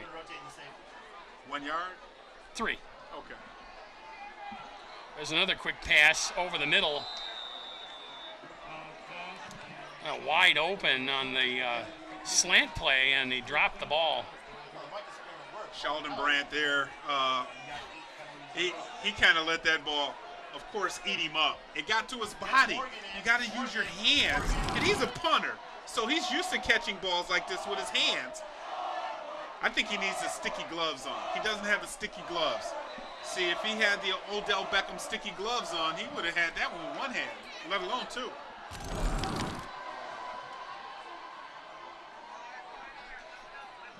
Oh, Huron set up in punt formation. And that's unfortunate after really a gift of possession. Whistles all over the place. That tool didn't come off. And I think they got some slippery footballs out there. Again, the ball rolled back to the punter, similar to what the Pioneers' long snapper did, rolled his punt, his snap back to the punter. There was absolutely no rain today. It was actually a very pleasant mid-60s day here early in September. And you can see the shine on the football. The shine looks like it's a little bit slick, but, you know, way back in the day, when we played, you always had a game ball. You didn't play with your practice football. You had a game, the ball was opened up out of the seal. It had a little tackiness to it. Now it's a 5-yard penalty on Pioneer. Yeah, I think they called encroachment.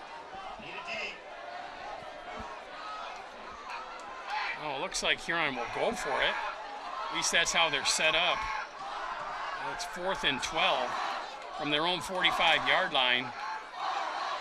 He gets the snap. He was going to take off with it, but he's brought down immediately short of the line of scrimmage. Well, that's amazing because there's only 2 guys putting the pressure. And number 12, the second guy, comes in with the tackle there. And Logan Jacobs with the bring down. And can't call it a sack because it's not behind the line of scrimmage, but good job, 12. Getting some slaps on the helmet there from the teammates. Oh, change of possession. Pioneer gets the ball back. 1st and 10 from the Huron 43-yard line. Looks like Uhas is back in at quarterback. 3:14 to play here in the 3rd quarter.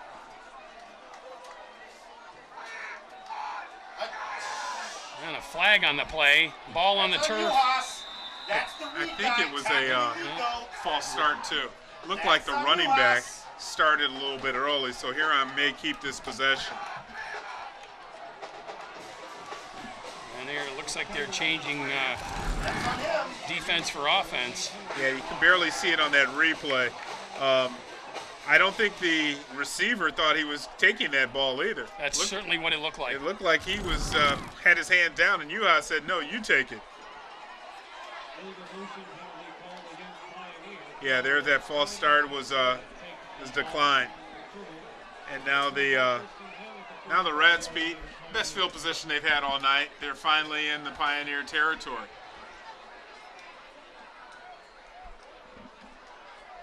Tell them that Uhas is wrong. Well, 1st and 10 from the Pioneer 45-yard line. There's a snap, bobbled, picked up by the quarterback and advanced basically to the line of scrimmage and brought down there. I mean, It seems like it's hot potato time now. Yeah, but again, that was a perfect snap. I mean, it hit him only in the one spot you're supposed to hit him in, the hands. He looked like he was ready to receive it too, and it just right through his hands. I can't explain it. I mean, he is he's the junior quarterback, Ka. Well, let's try it again. This time he gets the snap. It's a good block. Looks downfield, and a little hot sauce there as the receiver could not collect it. Yeah, but you got to catch the ball in this instance when it hits you. I know it's a little bit behind you, but again, 5 has got to catch this ball before it hits his body. I mean, right in the face mask looked like it hit him. Well, that's what you were taught. Throw the ball to hit him in the nose. And if he didn't have a helmet on, he'd have a broken nose right now. That's exactly where the ball's supposed to go. From 2 different plays. Oh, my gosh. So he kind of pulled the same thing on the last pass play. He was the intended receiver. And it gets a snap and smothered under and sacked again. Yeah. And Huron seems to be kind of helpless right now to try and deter that Pioneer defense from getting in the backfield. Yeah, and I think just an assessment of the River Rats right now, they definitely have improved on the defensive side. They're making some mistakes on special teams, but they really need to focus on their offense. I mean, it's a discombobulation right now. They're not doing one particular thing well. And if you have only your 3rd game of your season, you still have 2/3 of the season remaining, you got to develop an identity on offense for the Rats. Well, going back to those helmets, they're not an exact replica of the Wolverine helmet. Okay. But they're kind of a variation. As the Wolverines have the 3 stripes going all the way to the back of the helmet, and neither of these stripes go back. Even the middle one doesn't go all the way back to the back of the helmet. Yeah, maybe it's the Wolver Rat. because I'm trying to still figure this out. It's a hybrid. So you can see it pretty good right here, where you can't see the three stripes go all the way back. They stop kind of mid-helmet. Yeah, I'm still stuck on stupid about the thought process of this one.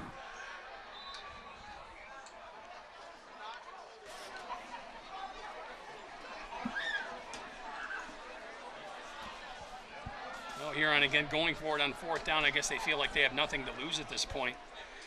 Pioneer takes over in Rat territory.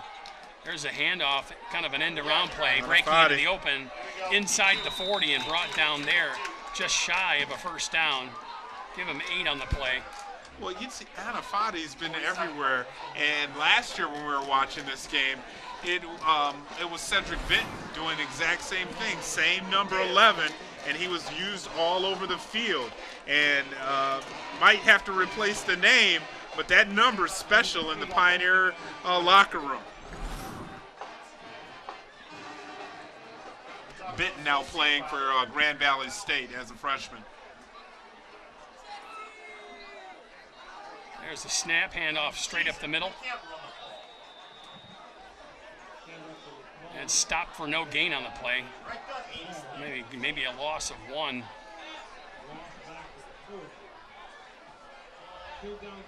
Now we're under 30 seconds to play here in the 3rd quarter.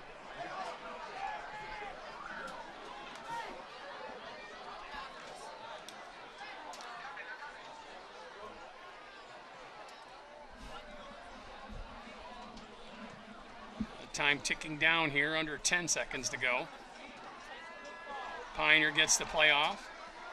Looking downfield, it's caught. And that'll be good for a 1st down. Oh, that's a great job. As the 3rd quarter comes to an end. And as we head to the 4th, Pioneer is still holding that big 28-0 lead. We're going to take a quick break and be back with more right here on CTN Sports.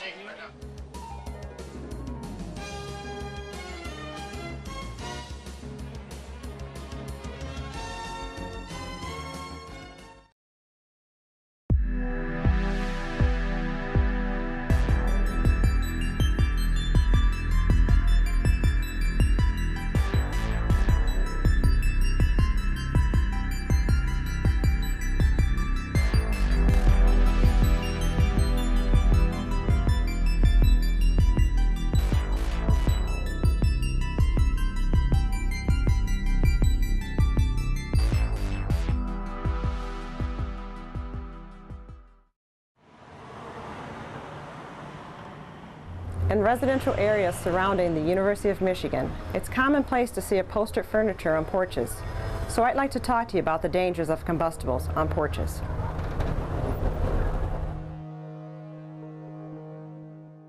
To sustain a fire, you need 3 things: fuel, anything combustible or flammable; heat, an ignition source; and oxygen. For a fire to ignite and continue to burn, all 3 elements must be present. Porches do not have early warning devices like smoke detectors.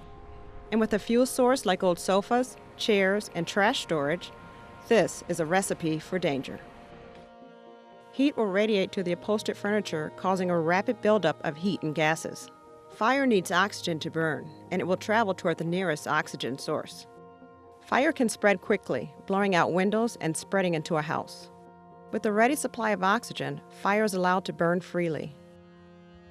As long as a free-burning fire has fuel, it will double in size every 45 seconds.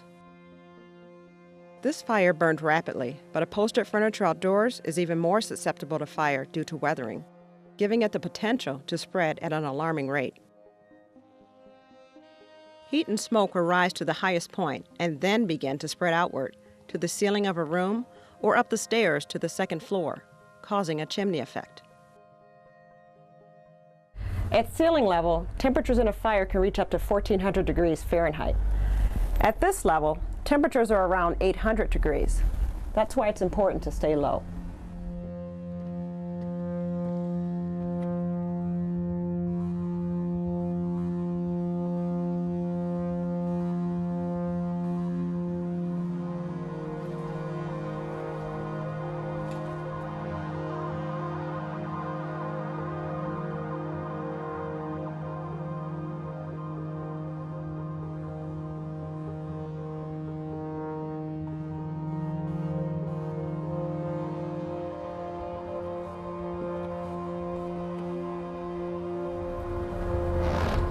first priority of the Ann Arbor Fire Department is the safety of all its citizens.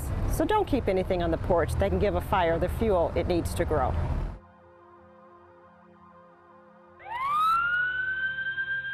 Battalion 2 to dispatch. Fire's under control. Everyone's out safe.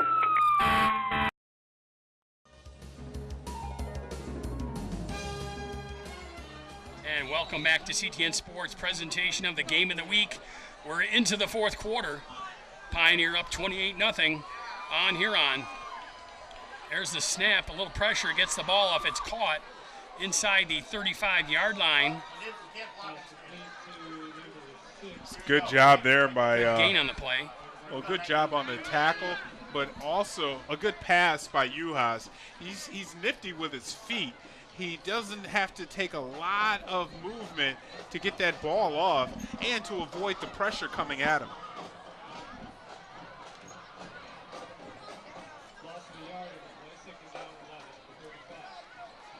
Pioneer in a spread formation, 3 wide receiver set.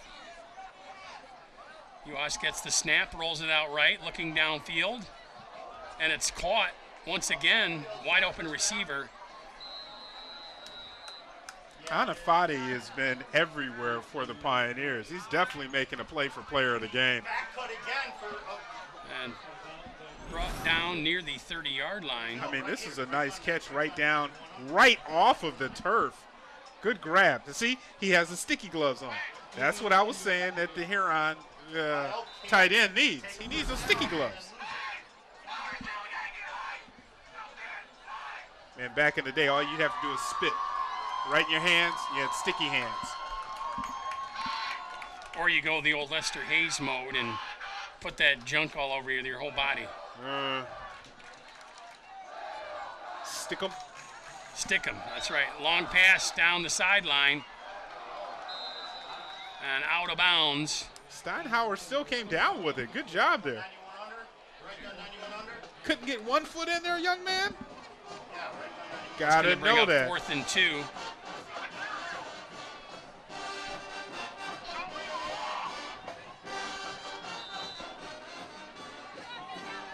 So looks like Pioneer will be going for it here. You see if one of his feet gets in there, Pete? Nope. Nope. Yeah, he's already out of bounds. Yeah. And Pioneer will go for it on 4th down. Inside run. Nope. Well, rolling out once again, looking downfield, and caught inside the 10-yard line. Looks down at the 5. You didn't even need to switch that. Our guys in the truck, they had one cameraman shoot that. Look at Tim. Tim, the cameraman right here, he catches, well, I mean, the other replay would have showed him pan away from the quarterback right to the receiver. Good job. 1st and goal from the 5-yard line. Oh, here's Tim. Tim, you're going to have to put this one on your highlight reel. Nice. Nice. Even had the player in front of him cheering. All right, there's the snap at quarterback keeper right up the middle. And all the way down to looks like about the 3-yard line, gain of 2 on the play. Juhas did a good job of pulling that ball out before we saw Juhas kind of hand the ball to one of the defender, the receiver coming on the jet sweep. That time he made sure he took the ball out and carried it himself. Well, 2nd and goal from the 2, give him 3 on that gain. This Huron defense has to be gassed. They've been out there a lot of plays. Nice today. goal line look here on the camera shot. Jet. Pioneer Fake. gets the ball right up the middle and into the, just short of the end zone. No, they're going to call that touchdown. I haven't seen a signal yet. Yeah, but you see other people running on the field. And he was definitely in the end zone. Juhas is coming off. That was 6. A touchdown for the Pioneers. Oh, look at the CTN graphics. It says touchdown in purple. Oh, that must make it so then. All right, come on now. See, there's a goal line. I mean, he didn't get his left toe in, but I think that the football. Didn't really see a that signal torso, from the referees though. Yeah. I think the referees are they're thinking. They keep pointing to John on the sideline saying, "That's John from Knight's Restaurant." Oh, well, the extra point is no good. That'll keep it at 34-0. 9:44 to play here in the fourth quarter.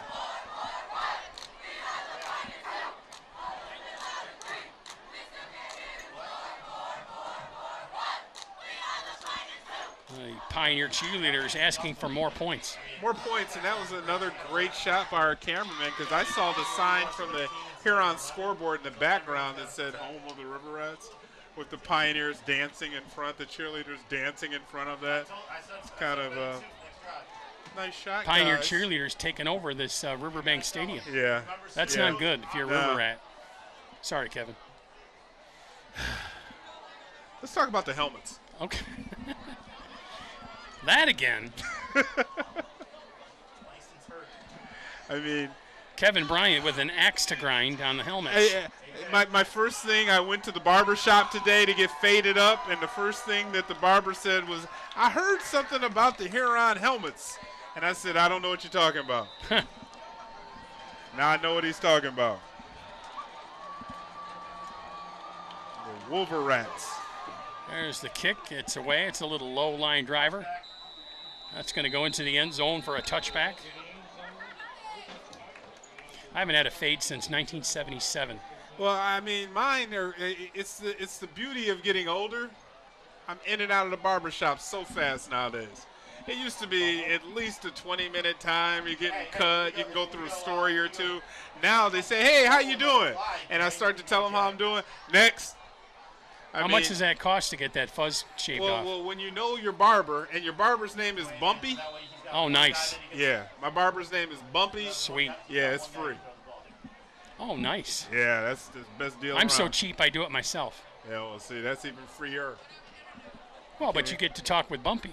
Yeah, for just 2 seconds, though. I mean, it's a and quick he's an job, Ohio quick State haircut. fan, so I try to make it real fast. Yeah. They don't speak in Buckeye sentences. fan right in the heart of Ann Arbor, huh? And he coaches for the junior Mays.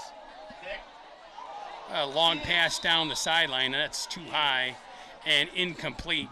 Well, you can see the arm of that young quarterback there. And maybe that's why they allow him to pass the balls more than Runstadler. Because Well, I that have was to a tell nice you. pass downfield.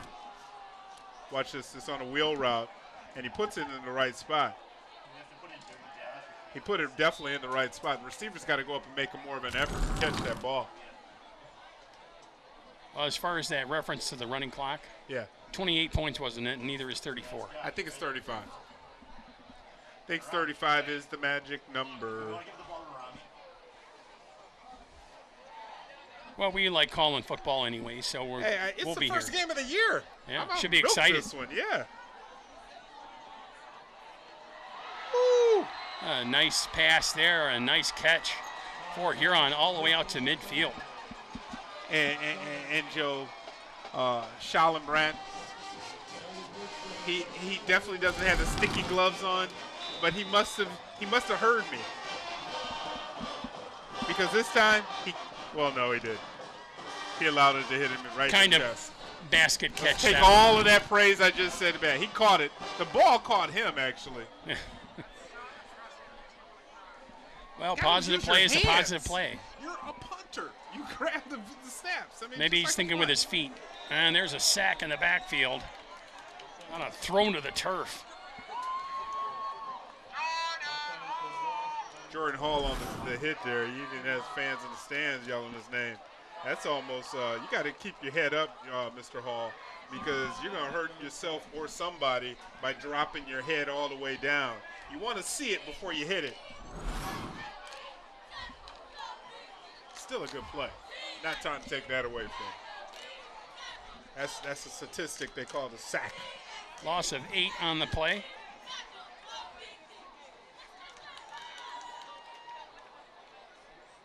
Quarterback will drop back, trying to escape the defensive line of the Pioneers, and he's not going to be able to do it as he's snowed under by all that white jersey.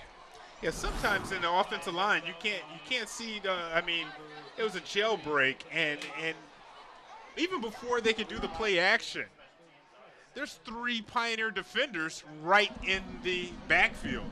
So if you can't man up and just put a hat on a hat and block somebody, sometimes you just got to chop block them and go at the knees to slow them down. You got to take them some time to give the quarterback a chance to play. And I'm not talking about, having a player one engage and another one come and chop block. I'm talking about go right at the ankles or the knees and take them down low. Kevin Bryant, the Bill Lambier of Huron River Rat football. Just saying. I mean, my mom taught me this. Take him out. I mean, you can blame it on Gloria Bryant. Gloria would say, you got to pop him. What's the next story? My mom used to chop block me when I was 4. And you can picture a 5'3" lady. You get your clothes in the hamper, young man, or your knees are going out. I mean, Nice. Mom was tough. Still is. Sweet. Yeah, my mom just turned 80. 8. Oh, congratulations. Mine is she would slap me if I said her age. So my mom's not watching. So yeah, I'm my okay. mom is watching. So hi, Mom. There we go. Now the Rats moving downfield, and see. Now I like the way that they're giving, a little dancing going on with the hat in the middle. I see you over there. But that's what, this is how Huron can grow for the next game. You start making some positive plays. These are the things, good catch there by Ramsey. These are the plays that you can put on the film session and chop it up. And you don't have to show all the stuff they got to here. Just show the positive. Keep these positive images in these young guys' heads. Well, easily the best drive of the game for the River Rats. Quarterback's going to keep it, come around the right side. Going to get about 3 yards on the play. Hassan Ka at the QB now, and I think on that play, you don't want to take that much contact as a QB. On the edge there, you can throw the ball away and come back in another down. Well, part of the problem is you might be able to take that kind of hit once or twice a game, but it's repeated. Yeah. Down after down after down, and that can wear It's a that quarterback Conor McGregor. completely out. Yeah, you take all these jabs and jabs and jabs, and even a little Floyd Mayweather can knock you out.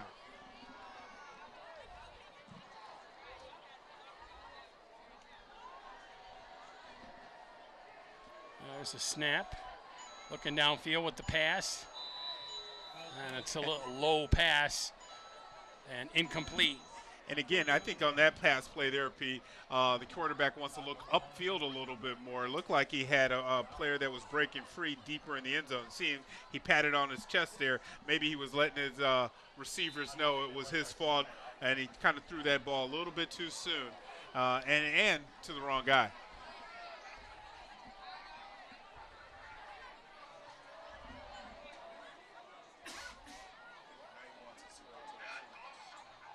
Oh, 3rd and long. There's the snap. Good job stepping up Looking in the pocket. downfield, and there's a flag on the play. Wow. Wow. I got to see this on replay. Well, before the replay, let's go down to Jonathan on the sideline. Hey, Kev, real quick, when you look at Charles Ramsey out there, if you recognize the name, well, that's the son of Charles Ramsey's son, former EMU men's basketball coach. Nice. He's the son of the son. I picked that up from Jonathan, but I know what he's talking about. EMU's head basketball coach from a couple years ago. And, yeah, Charles Ramsey definitely, John, has been all on the CTN sports replay reels of basketball as well as football. But, hey, I want to see the end of this play right here. Do you see the interference, Pete? Oh, you can't see it on that angle, guys. If we see it on another angle, He definitely hit the receiver Yeah. before the ball got there, but it looked like it was overthrown. Overthrown, but the receiver's got to go where the ball's at is where I'm getting at.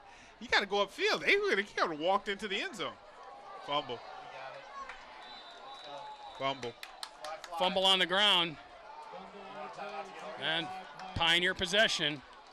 And the really nice offensive drive by the River Rats to not as they get near the sniff of the end zone.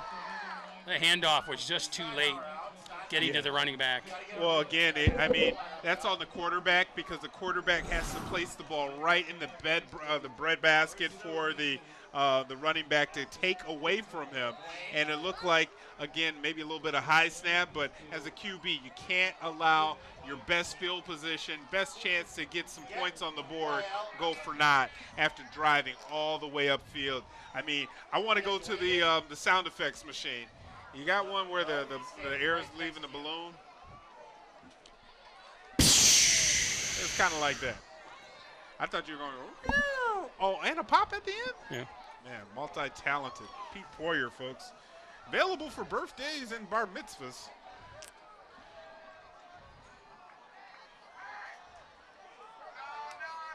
A quick pass out to the right. Wow. It's incomplete. Yeah. I'm not sure why the Pioneers would be trying to put the ball in the air up 34-zip in the fourth quarter with 5 minutes left on the clock. This is where you need to start the clock running, and on first down, you just run it through the middle. Holding on the play on Pioneer. So kind of went from bad to worse there on that play. It looks like we got a new QB running in. It looks like number 16's in for the Pioneers at quarterback. And I have to say, it's been nice to have a sideline reporter here. Jonathan doing a good job on the field. The only thing I do have to mention is I'm in the booth too. Yeah, I know. I know. think he's your puppy dog, isn't he?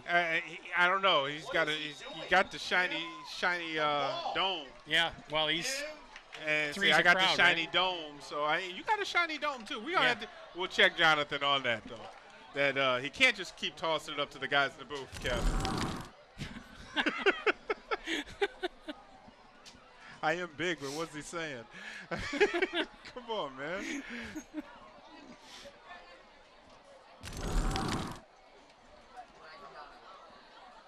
I'll come down.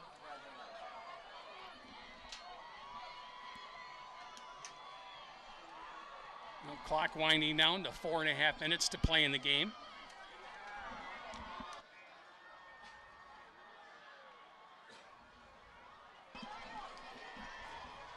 There's the snap and got a free runner right through the middle. Just no chance for the quarterback to do anything. Sacked and brought down for another loss. David Brains is a QB in for the Pioneers, and he's just a junior. So it's always good to get some of those younger guys some snaps, especially in a game like this, Pete.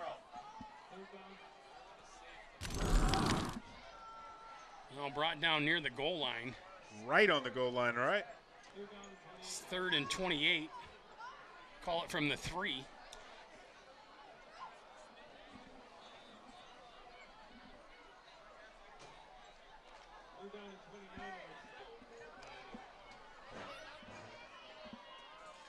Coming out in that pistol look.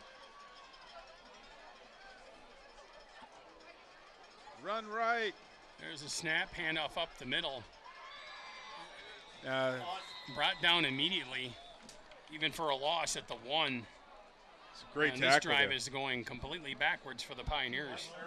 Yeah, it's a good stop there on the play there by Hall for the River Rats. Solid tackle.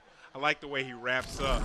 Watch this here, Pete. He comes in, he squares up, and just wraps him up, squeezes him, and brings him back down to the ground. That's a junior linebacker, so we'll be seeing more of him.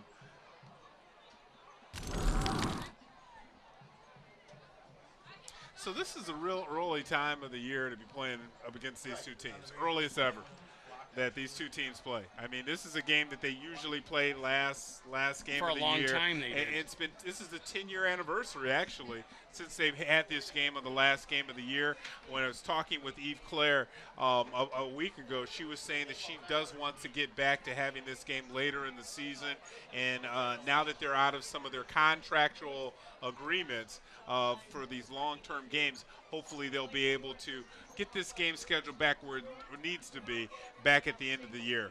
And you're talking about the matchup between these two crosstown rivals. These crosstown rivals need to be playing at the end of the year. You don't play crosstown rivalries in September. Generally, no. I mean, only a team from Ohio would play a team from Indiana. They're opening their game as a conference game. That's just idiotic. That would be a cross-state rivalry. Yeah, yeah. Buckeyes. Well, you tell Bumpy the barber. Yeah, I know. Someone's coming for him. I will. Someone with a Maze hat on. All right, here. This can be some action. So not a lot of room there in the end zone. There's the snap, and the kick is away. And taken at the 36-yard line and tackled immediately. Donnell, good job there taking it and not letting the ball bounce, because it was a high bounce. It would have rolled probably all the way out to midfield. Well, that's what we were talking about earlier when Winston was deep. You got to come up sometimes and catch the ball to save field position. But even last week, when I was watching the River Rats in their game, it wasn't a Southeastern game. Anyway, the team that they were playing, they went for it on their own 12-yard line. And got it. That sounds desperate. Couldn't believe it. Man, the fans have thinned out here, huh, Pete? Now we're deep into the fourth quarter. And it's definitely cooling down, probably 15 degrees from the start of the game. And really the long heave downfield. And had the wide receiver. Yeah. Another flag down. Man, a lot of drops out of 5. You're going to have to do a better job of catching these balls, because he's allowing the ball to hit him into his chest. And if he could squeeze it, he would catch some of these passes. Watch this, Pete. Watch how far it ricochets. That's like the Zapruder film. Move it, speed it up. Right there. That's a ricochet. That's a ricochet. I mean, several times he hit him in his chest, right? Well, you got to squeeze the ball before it gets to your chest, and you're going to catch the ball. He was saved because, I mean, it was a penalty on the play there. And I'm not sure, of course, it's only 15 yards here. It's not a spot foul. But, again, good pass play, right? That you want to see some of these kind of passes earlier in the game. Well, you would want a completion where you could decline the penalty, take the gain, because the gain was certainly more. And quarterback, again, swarmed under and brought down, sacked in the backfield. Well, you can see the sack, but watch the snap. It only hits him in his hands. And you can see his eyes are wide open. So, deer in the headlights? Yeah, I think so. And he can see all the pressure coming right at him. So, I mean, it's one of those things where you can't just blame it all on the quarterback when he knows that his offensive line hasn't had the best of evenings of allowing him a little bit of time before the ball comes back. And, well, he's got to know not to make that kind of simple mistake repeatedly with that ball coming through his hands. When he's ready for it, he's not like he's looking away. Well, if they don't have it, Dottie, you guys got to get a jugs machine, because too many of the guys are not catching the balls that are thrown right at their hands.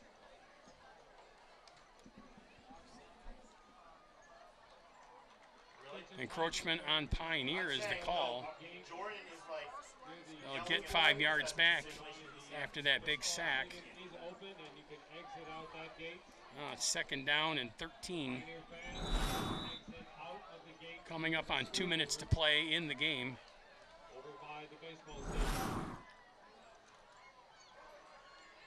There's the snap, trying to roll out, looking downfield, but again immediately grabbed and thrown to the turf. Again by the Pioneer defender.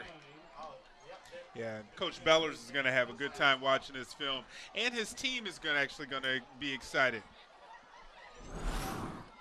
Is this? Let's check out the replay. Wait a minute. They definitely have to be. You can see in the bottom of the play, right above their R on a replay. That's encroachment.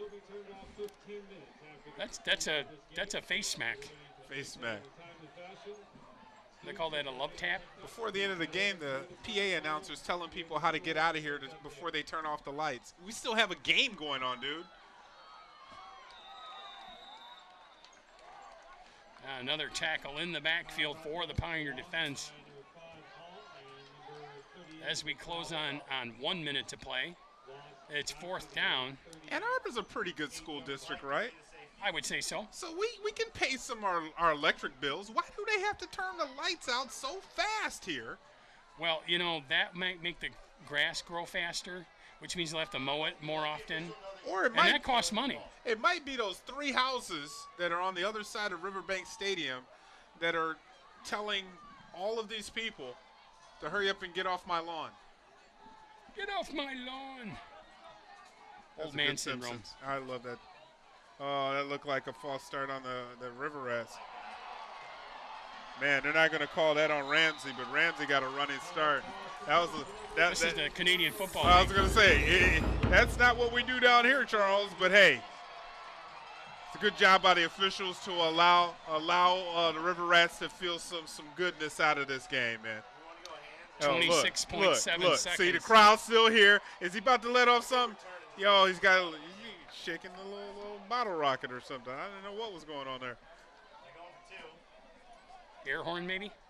Yeah, I thought it was a silly string. That's what I thought it was. I thought he was going to spray.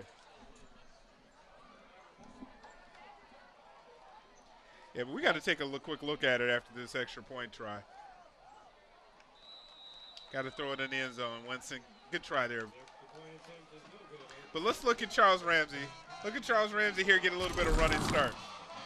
He's the 3rd guy in. A little bit. Hello. On your march, get set. Beautiful. hit him right in stride, too. Oh, 100% of the time. They never call it 70% of the time. That was nice. I'm glad for Broderick to get a touchdown. I mean, 2nd week in a row, they put some points on the board. And again, we talked about how the River Rats haven't tasted victory since 2014. They got to crawl before they walk. By playing Canadian Football League football. We're close to the border. I think a couple years there we used to play a Canadian team, so I think they may have got that playbook, switched. Could be. Well, you know what they say over in Canada, they don't call it offense, they call it offense. Yeah. So this looks like onside kick territory. And that's exactly what they do. Pooched it. And it's kicked too far and caught by the Pioneer player. He takes the knee. No, everybody go back to your corner. And none of that. Not this late in the game. Nah, it's only the 3rd week of the school year. You guys got to wait until, that real tough sport, the soccer games. Speaking of soccer, I think we have a soccer match coming up next week, Pete. Our next game of the week.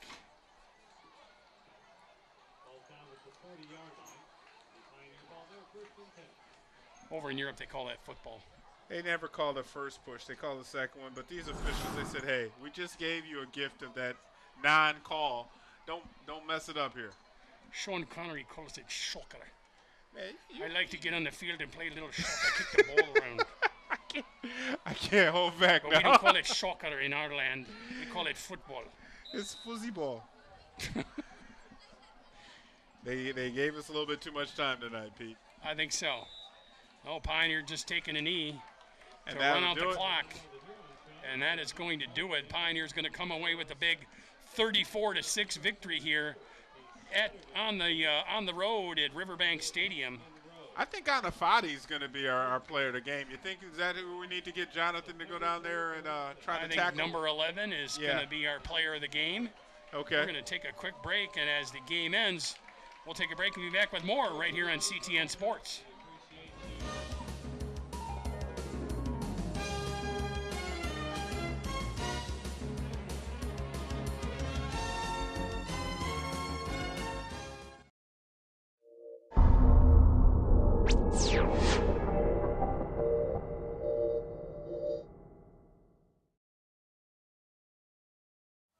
All right, I'm down here with Mr. Number 11 Pioneers, Anafede. Hey, tell me about the game tonight. Big win over Huron.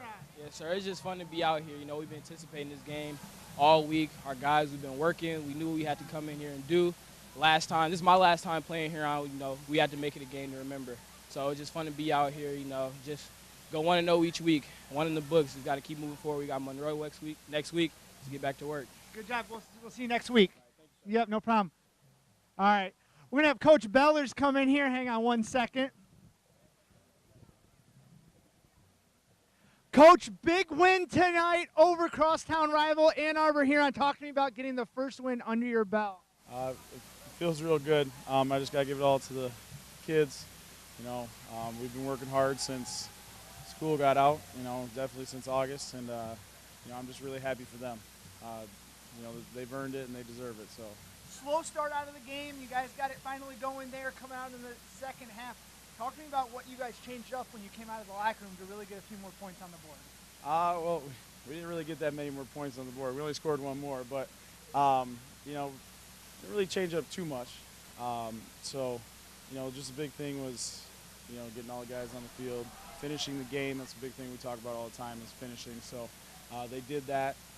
I was happy. So he's going to toss it back. They scored late, but, you know, everybody got to get on the field and everybody got to play their hearts out and, you know, play in a crosstown rivalry. So I was happy for that. I was happy for those guys. Talk to me about that, playing in this big crosstown rivalry. You hear it in both the sides of the stands and whatnot.